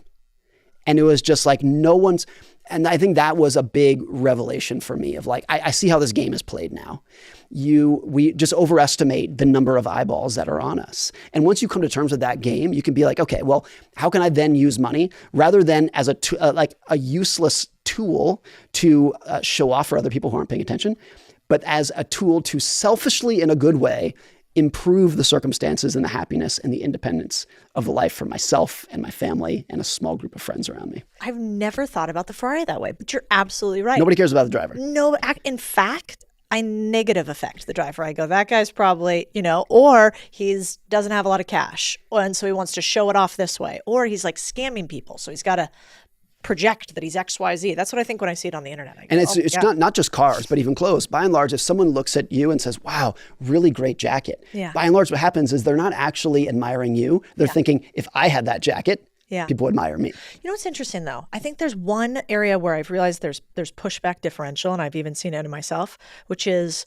physical fitness. Yeah. So like if you're fit or if you're physically good looking or well styled, but you're right, it's not I have a hot Gucci jacket or something. It's like if I am a type of person that is able to style myself and I am attractive, that actually has real reciprocal effects and probably is worth spending money on, which to me is bizarre because I never cared about any of that before. Yeah. But a lot of science seems to show that. But I think it's attractive to people who either want to be part of your social group or you want them to be part of your social group. But that's a minority of people.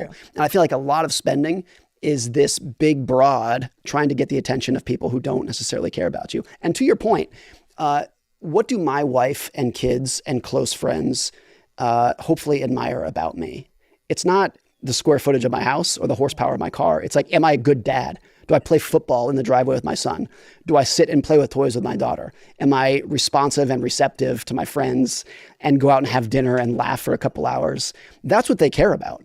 And I wrote about this in the book. I have a very good friend. I've known him for 20 years, one of my favorite people in the world. I love spending time with him.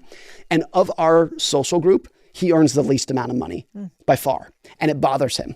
And he talks about how much it bothers him. And I told him one day, I was like, if you are a good friend, a good listener, a funny joke teller, and you're hardworking and taking care of your family, you've earned like 90% of the points that I'm capable of giving you as a friend. And if you also happen to be rich and successful, maybe it would go up to like 9.2. But don't pretend like I like people because they make money. Some people will, like, I only want to be friends with rich people. And those are the fakest, shallowest, shortest living friendships that will exist. That's such a good point. What do you think about, I mean, now you've sold millions of copies of your first book, and I'm sure you will of this one as well. You've, talked to some of the richest people in the world. You've talked to some of the most successful people in the world. What have you found is the number one lie or untruth we are told about money? I don't know if it's told so much as just expected, but there is a very clear expectation that if you wake up in the morning and you feel a little bit empty or diminished or anxious or in pain, that you can tell yourself, if only I had more money, those problems would go away. And I think to some extent, it can be true. Money can give you a comfortable life and solve a lot of your problems. But what you see with a lot of rich people is that once they gain the money, they still had a lot of problems in their life. And that can be such a jarring feeling because you told yourself, if only my net worth is X dollars, then I'll be good. And you get there and you're like, wait a minute, my friendships still aren't that great. My health is still not great. My marriage is still not that great. I still don't sleep at night, that well at night. I still have all these anxieties. And so then you kind of lose your sense of hope or you double down. And so a lot of people are like, once my net worth is $1 million, I'll be great. And then you get there and you're like, well, I feel the same. So maybe it's 2 million. And you get there and you're like, I feel the same. Maybe it's 10 million. And you're just constantly chasing the high that you think you're going to get from it. Money can solve a lot of problems in your life, but this is another area that we just overestimate what it can do for you. What is the research that you've done showed is the amount of money for which we do derive a lot of happiness? Like how much, for somebody listening, how much you're like, you know what? You really don't feel bad for going up until this amount of money. I think it's so different for person to person and geography to geography. Yeah. But certainly at the lower levels, the more money you earn, the more that you can like massively increase your happiness. If your income goes from $10,000 a year to $20,000 a year, you change your life completely. And going from 50 to 100 can change your life. Yeah. Probably going from 100 to 200 can change your life. Different for everybody based off of their ambitions. But I think for a lot of people, once you own a house that has enough bedrooms for you and your kids, and you like the neighborhood that you live in, and you have good neighbors that you enjoy, and your car isn't breaking down, and you're eating healthy food, and you're doing like checking some pretty basic boxes. You have adequate health care, those things like that. And most areas in life, you might be able to get that for different region to region, but 200, 250, whatever it might be. Then after that, it's not that the money can't make you happier, but it diminishes quite quickly from there. And at the extreme levels, is there any difference in lifestyle between Elon Musk, who's worth, I think, $600 billion, and Jeff Bezos, who's worth $200 billion? Of course not. $400 billion difference. There's no difference in lifestyle whatsoever. For most of people, there would be no difference in lifestyle between 100 million and 100 billion. You know, you have too many houses, you have planes, you have everything you could want. It just diminishes quickly from there. A more important point, though, is I think for a lot of people, there is a net worth at which not only do you stop getting happier, but your life gets more complicated and you start dealing with like big existential questions of who am I and what do I do with this? And it becomes a social liability. There's a level at which your friends and your family are going to start asking you for money. You have such higher expectations of like, how do I raise kids without spoiling them and whatnot? There's all those questions. And that level of net worth is probably lower than people think. I remember when I didn't have much money at all, I would listen to something like this and be like, yeah, I'm going to try it. So I was like, fucking there's great. A lot of I don't know. in, I'm going to try it. Like, yes. we'll see what happens. Yeah. And like when I get there, if I'm still unhappy, fine. So be it. Right. But I think the other thing to push back on here, and I feel this strongly, is like, you have to, like, what does Munger always say? Incentives, always incentives. And, you know, the incentive in the world today is to make you consume more, spend more, keep up with other people. Like that is just how our economic in a competitive world. Yeah. In our society works. And so you have to like push back slightly on that and go, at what point is this all just mimetic desire where I'm chasing somebody else's dreams, somebody else's hope, and I'm stuck in a rat race that I didn't even want to enter in the first place? And, you know, I think you have a lot of reasons why we do that. And I love some of the quotes you have, like spending money to show people how much money you have is the fastest way to have less. And so, you know, even for the person that's listening out there, you know, it's not like, oh, don't worry, stay poor, we don't care. No. It's really psychologically, if you don't rewire your brain, you actually never will get wealthy. Yeah. And then simultaneously, you will have a counterproductive result, right? I think people should have a lot of ambition to have more money for independence. I think that should be the ultimate goal. It's not that money won't do anything for you and you should stop chasing it and enjoy being poor. It's not that in the slightest. You should want more, and I want more for that reason. I just want to be completely independent. And everybody is talented in their own way, can be happy in their own way if they have independence. And it's actually very difficult to express that talent and to express who you are if you are completely beholden to somebody else's goals, metrics, incentives, which most people are. And so that's where I think the ambition should be. It's not ambition necessarily for a greater material life or greater social status. It's ambition for independence. So how do you tell if you're spending to show other people you're cool versus you're spending to get independence? This is like an imperfect way to think about it, but I think a lot about this in my own life, which is just asking, if I was on a deserted island and nobody could see how I lived, nobody could see a single possession that I have, would I still want this thing?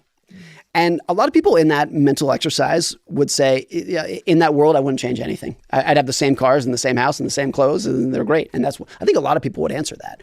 But I think we would see. Do you think a lot of people would say that? I think for the most part. Why do you need, like, doesn't the average American have like 20 pairs of shoes? That wouldn't make sense. Well, I think so. There is a lot of spending in the world that is purely social status. Yeah. It's just purely that. And so in that mental exercise, you understand the difference between utility and status, between like, what am I doing just to impress other people and what is actually making my life better? And you can spend a lot of money to make your life better. It's not to say like on that desert island, I would have an awesome house. I would have very comfortable clothes. Yeah. And I wouldn't want to feel like a slob. I would want to feel good about myself. So maybe it wouldn't be that much different. And but you start thinking about things differently. If nobody was watching, how would I live? Because the truth is, almost nobody is watching. Like that's the truth for most people. So in that situation, you go to, you know, you just brought up Charlie Munger. And I just read this article about him about a month ago that was describing his last week of life, or his last year of life, I should say.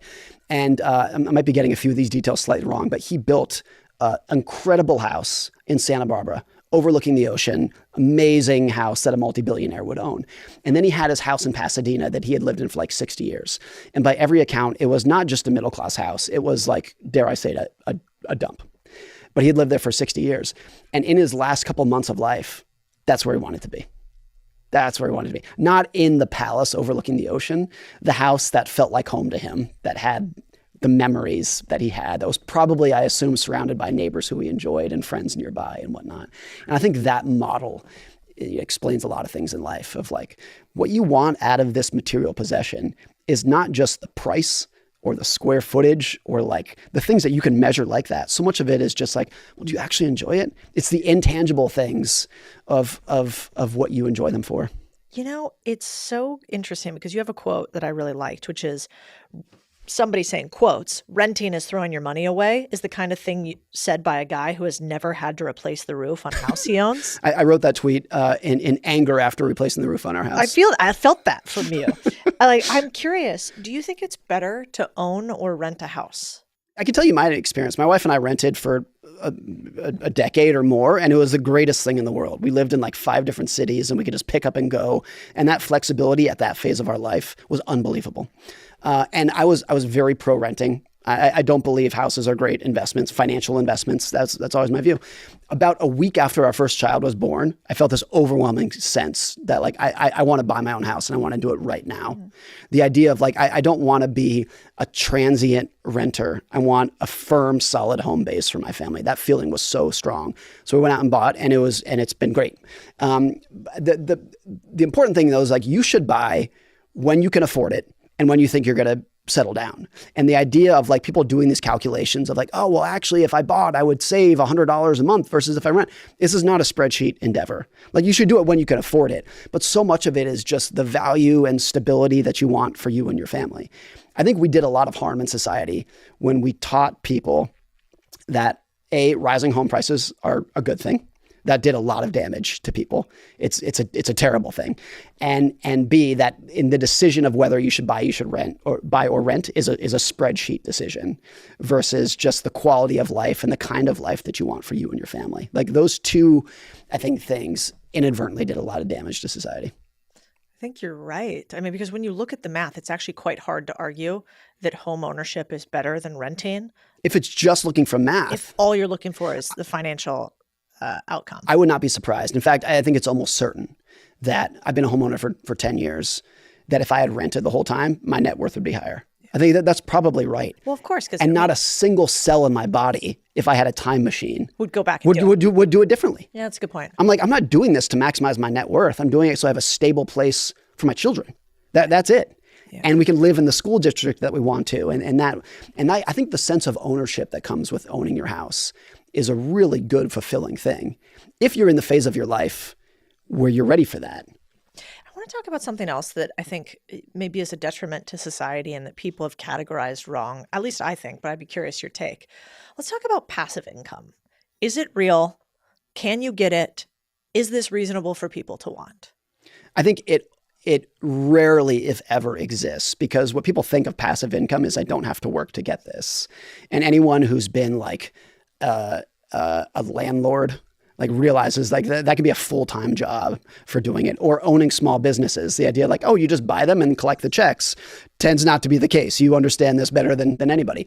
If you're investing in the stock market, the psychological price you can pay for the uncertainty and the volatility, or investing in somebody else's private equity fund, and the psychological price tag that you pay of like dealing with that person, trusting that person, lack of trust with that person, the returns aren't coming in like you thought, you don't know when the returns are going to come in. That's a cost.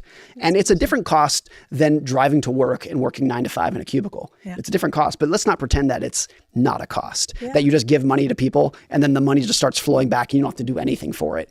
It's easy to underestimate the price tag of those things. Yeah, that's very true. Even if you're just talking about the K1s and the tax complications. I mean, most of it in public stocks, it's the volatility and the uncertainty. Yeah. And once or twice a decade, that will be harrowing. It'll be you will not be able to sleep as the stock market's falling 50%.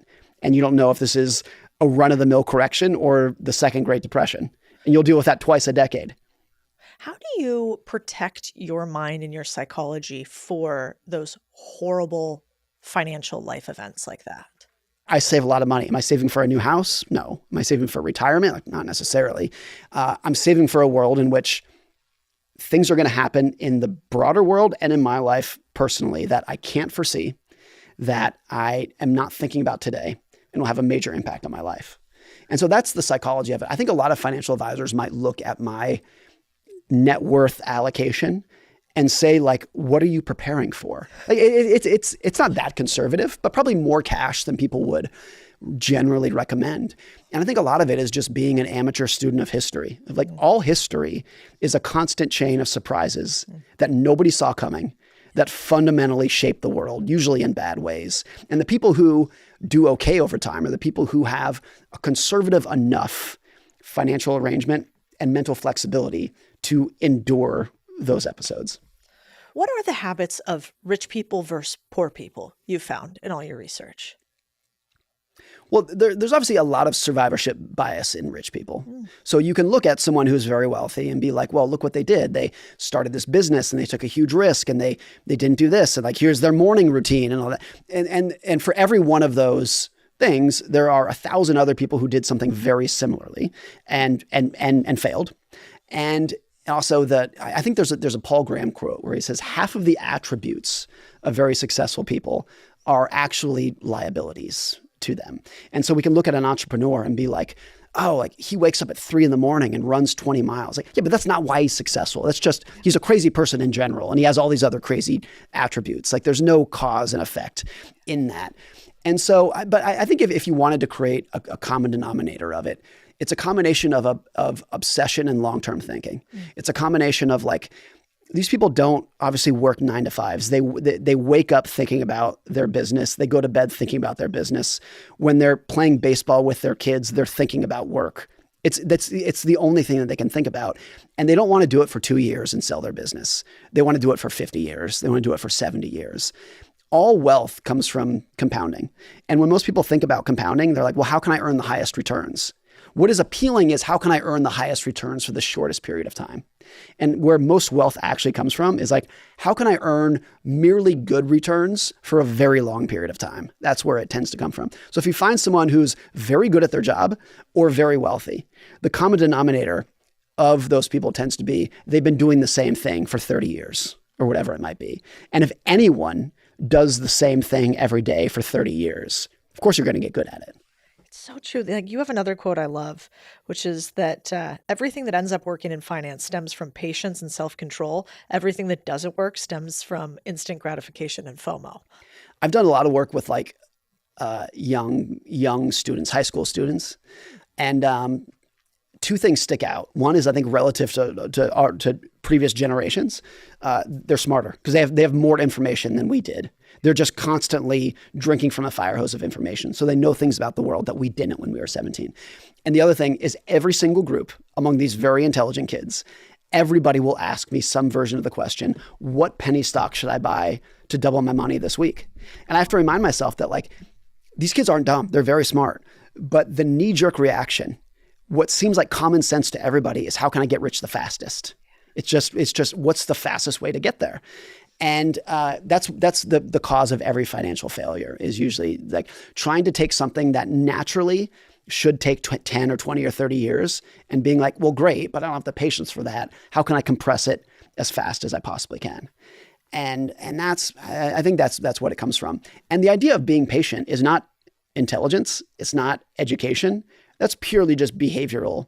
There's some people who have no education that can be the most patient people in the world, and people who are extremely intelligent, who have the attention span of a fly. They can't keep it going. And I think it tends to be in finance that sometimes the smartest people are the most impatient, and because they want to use their intelligence and their IQ to be like, well, how can I speed this process up and get it as fast as I can? And that's the source of every blow up. That's fascinating. It does feel like, I mean, I go back to like the Buffett quote of, why do you tell people all of your secrets? And he's like, because nobody else wants to get rich slowly. They're not going to do it. Right. Yeah. Which is so true. It's like, Morgan, why would you write a book on how to make a bunch of money and keep it? Because probably most people who read it aren't even going to do anything. I think about my parents. They have no financial education. Moderate financial knowledge that was like self-taught just like very modest interest in it. And so they are not the persona of like financial sophistication, but they did one thing, which is they dollar cost average into index funds, and they haven't sold anything for 40 years, ever. And if you compared their returns to professional fund managers, they're literally not, it's beyond top 1%. It's probably top 0.1% at this point that they've outperformed for doing nothing and for knowing nothing. because all they had was all that you actually needed, was just like a profound sense of patience and leaving it alone. Do you think that most people should just put money into a diversified investment portfolio, leave it there, Most dollar cost most average, people, and that's it? I'm not a passive investing zealot, the person who's like, nobody can beat the market, don't even try. Of course, some people can beat the market. People have beat the market and they'll continue doing that. And some people have done that profoundly well. But it's like asking, should most people try to get in the NBA? Like, no. Like, some people can do it. Like, let's not pretend that I can do it or that anyone else. Like, of course it's hard. So whenever people bring up the statistics of like 99% of mutual funds will underperform their benchmark, they use that as a indication of like, see, the industry's a scam. My response has always been like, no, of course that's how it works. What world do you expect to live in and where everybody who tries to beat the market and make a fortune can do it? Like, of course that's never going to exist. Just like everybody who wants to join the NBA is not going to be able to. And I don't know what the statistics are of like what percentage of high school basketball players make the NBA. I don't know. It's probably 0.00001, like whatever it is. And people are like, yeah, that's how it should work. And it's the exact same in investing. So your question is like, should most people dollar cost average an index? Yes. Does that mean it's impossible to beat the market? No. And also humans, we are like you talked about optimism bias, but we are such funny little creatures in that we will try to go beat the market. I mean, I talk to a lot of young people today too, and that's always what they want to know is, how do I buy a business for $0 in 30 days that makes me millions, that's an absentee owner that I don't need to work at. Right. And like the second you figure that out, fill me in. Let me know. I'll be right there with you. I think a lot of it is because the barriers to entry of investing in the stock market are zero. And you can, any 17-year-old can open up a Robinhood account and transfer $20 into it and start trading the same stocks that Citadel is trading at the same time. And there's not a lot of other things in life that are like that. If you said to a 17-year-old, like, hey, do you think you can go build the Golden Gate Bridge? Like, no, of course, it's just impossible. But you can open up a Robinhood account and start pretending that you're the next George Soros, right? So because the barriers to entry are so low, it gives everyone the shot of like, maybe this is my ticket. Let me convince myself that I can do it. It's so true. And you get this. I mean, I remember back in the day, I had a chance to invest in Robinhood when it was like super, super early on. And I'm an idiot and I didn't. But the reason why I didn't, I actually kind of stand by, which is that I really don't think you should gamify stock market investing. Agree. And so I remember when I saw the pitch in the background, I just thought, I don't think this is going to be good for society. I think most people who work at Robinhood and work at Kalshi and Polymarket are good people who want to do the right things. This is not a complete moral indictment on them. Yeah. But no, I don't think we'll look back at those kind of tools as having helped a generation of people. I think, if you compare Robinhood to Vanguard is an index fund company, super low cost, long term. That I think you could look back at something and say like that did a lot of good for people. But something that gamifies it is really important. There's a great interview with Jon Stewart when he was on The Daily Show, where he interviewed Jim Cramer. And this was in 2008, kind of the teeth of the financial crisis when the market imploded. And Jim Cramer went on the show, and Jon Stewart's bringing up example after example of in a mockery fashion of like what CNBC was. And Jon Stewart had a quote that I loved. He was like, I know you want to be entertaining, but this is not a game. This is people's retirement. This is people's life savings. This is not the casino. This is not entertainment. It should not be entertainment. It's a very serious thing. And you can see how like if we gamified health, people would be like, no. It's like, this is not a game. Like, you don't want to do that, especially if the risk of losing is cancer or something like that. People are like, that's not a game. Don't do it. But we do that with money. And we do it to the most vulnerable segment of the population, which are young kids, particularly young boys whose prefrontal cortex won't fully develop for another 10 years as they're day trading these things. Never thought about it that way, but you're exactly right. My first job was at Vanguard out of college. And what I remember is like going to the cafeteria in Pennsylvania, I'm totally blank, Valley Forge, Pennsylvania, where the headquarters is, and walking into the cafeteria. And that was when Bogle was still alive, the founder. And he would just sit at the cafeteria table every day. And you could go up to him. He was an old gent, and he would get his little, things. And he was like the opposite of what you think about as a flashy billionaire these days. He kind of famously, I think, like Buffett drove a Buick. I can't remember exactly what it was, but it was some old car. Yeah. But what I really respected out of him is that he kind of believed, he drank his own Kool-Aid. He like really believed what he was doing there. And they actually, I remember at the time they had this like, they actually had an intellectual patent like on their shareholder structure, where this is like slightly technical, but like it's kind of interesting, where they're one of the only like mutual holding companies in the finance space, And I know one of the guys that was the one who came up with this model. And so it basically mandated, just like an insurance company, that you'd put all the earnings back into the funds to lower the costs. People don't understand this. Most people don't understand this about Vanguard. Vanguard is effectively a nonprofit. Yeah. And the reason Bogle didn't look like a flashy billionaire is because he wasn't. He did this incredible thing when he started it. He took an entrepreneurial risk and an entrepreneurial effort and built effectively a nonprofit that he was never going to get rich off of. And Vanguard pays dividends, so to speak, in the forms of lower fees to average, ordinary people saving for retirement. Yeah. And so like you look at that, like that's a public benefit. Yeah. That's something that you look back, you're like, that benefited society. The ability for 17-year-olds to wager their life savings on a football game is not. Is not. I totally agree. So I mean, is there a good way, like how do you learn investing without just learning gambling in the public markets? It's harder today than it was 10 or 20 years ago because so much of the material and the tools for young people investing are strictly around gambling. Yeah. And so it's harder to do. I think in a lot of endeavors in life, if you start off not necessarily by trying it, not necessarily by like, oh, open an account and start trading, start out by reading as many books as you can, and not books that teach you how to invest. I would read books about the history of the economy. And like that could be boring and dry for some people, but you learn very quickly about how people's susceptibility to greed and fear and regret and copying other people and that kind of, if you can understand the basic tenets of those kind of things, you can learn so much about how you should invest and the forces of investment, of greed and fear and long-term thinking and short-termism. If you can wrap your head around those concepts, you've learned 90% of what you need to know about investing before you've bought a single stock. Yeah. What are your favorite books on investing, if you had to pick? I think the most interesting period in U.S. history was the 1930s and 1940s, Great Depression, World War II. And less about the specifics of what happened, about like, the military battles. It's just that there was a wider range of emotions in that 15-year period than I think has ever existed, at least in periods that we've documented very well. So you read about that period of the uncertainty that people went through, of the fear, the torment and the trauma, the happiness and elation when it was all over. The range of emotions during that period, I think, is just astounding. And so there's a trilogy of books written by a guy named Frederick Lewis Allen. And he wrote his 3 books. One's on the 1920s, so a little bit before. One's on the 1930s. And then his last one is on how America changed from 1900 to 1950. And that's been kind of my 3 favorite history books. And Frederick Lewis Allen was not writing about the big characters of the day. He's not writing about Churchill and FDR. He's writing about a farmer in Iowa. Like, what was his life like? And how did his life change when the car and the airplane and the radio came about? What was life like that?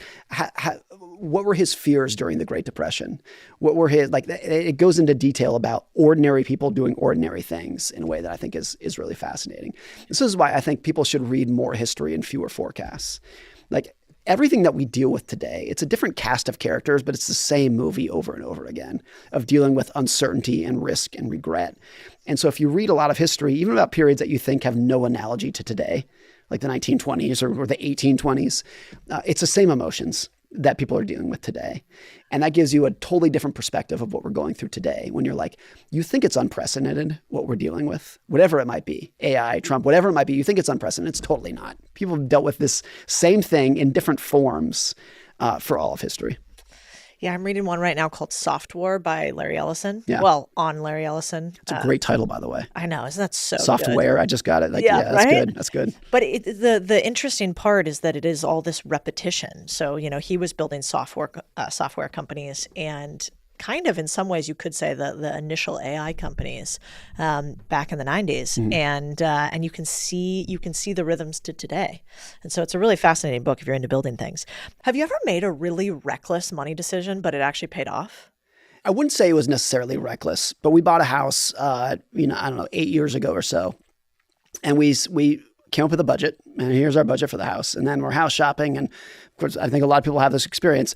Oh, we found this one and it's way out of budget, but like, look at that thing. Like, that's fantastic. And it gave me a lot of sleepless nights, the decision to buy it. I'm really going to do this. But we knew our life would be better. It was a better house in a better neighborhood with better schools. And I could check all those boxes. And since I had set an arbitrary limit of what our budget was, it felt reckless. It really did feel reckless. And I should say this was during a period when my career and the economy were not going that well. And so it was like, this feels wrong, but we did it. And looking back at that, it was like, I'm so glad that we did that. So glad that we did it. To me, that's always been a thing of like, of course you can use money as a tool to live a better life.